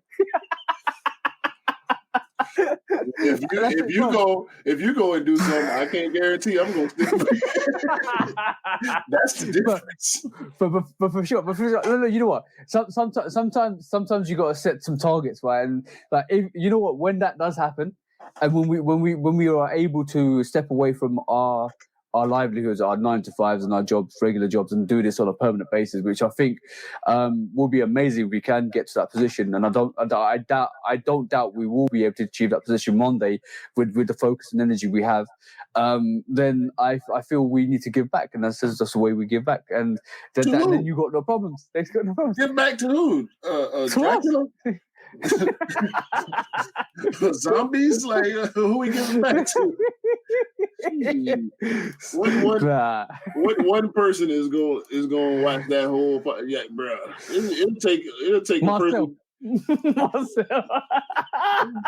It might take him a few days, but yeah, him, Blazing Guns, got everybody, all the bros. Yeah. But I don't. It'll be like I'm joking around, but you know what? I've said it now, and then if it does happen, we're in trouble. No, you're in trouble. I'm blaming you. And When my wife get ready to fuss at me, I'm just gonna send her the link to the podcast, and she can fuss at your ass instead of mine. Oh, okay. We'll reduce it. We'll reduce it to 12 hours. Well, okay. Leave a comment down below, right? And let us know what you would like to see us do when we, and possibly we get into that. And my lights died. See? You see what happened? It's turning me off. Like, Right, on that note, I can't burn for that long. Hey, man. I know Episode 15. We have returned. We will, as promised, be doing a live at some point in the near future. Yep. Stay tuned for that. As always, we appreciate y'all watching. TJ is getting is getting shooed off stage by his light. So hopefully y'all enjoyed this episode, man. Follow me on IG, 808 Kicks ATL. Follow TJ, Lovekickscustom. Subscribe to each of our channels in the same names on YouTube. Get in the DMs, holler at us, chop it up. Bring us your court cases. We will bring them to the podcast for sure. You know what? You just open up a big barrel hurt. Nah, we need them cases, man. We need them cases. We're gonna have cases. We're gonna always have our own cases, but we would love to get cases from others as well. And if people are available to join in and dispute their own cases. Sundays, yeah. we my camera. Sundays we are. If Sundays are fun days on the podcast, come through, bring through. Sundays, fun days. It's always going to be a fun day when a Sunday. So bring your case, come through, have a conversation. You're more than welcome to come on. Be polite when you come on, but we're more than happy to discuss court cases. We're more than happy to address your griefs and your issues. So come through. You're more than welcome. We will air somebody else's dirty laundry for you. Come on, bro. Cool us out. There you go again. Yo, I tell y'all what, man. We'll get with y'all next week.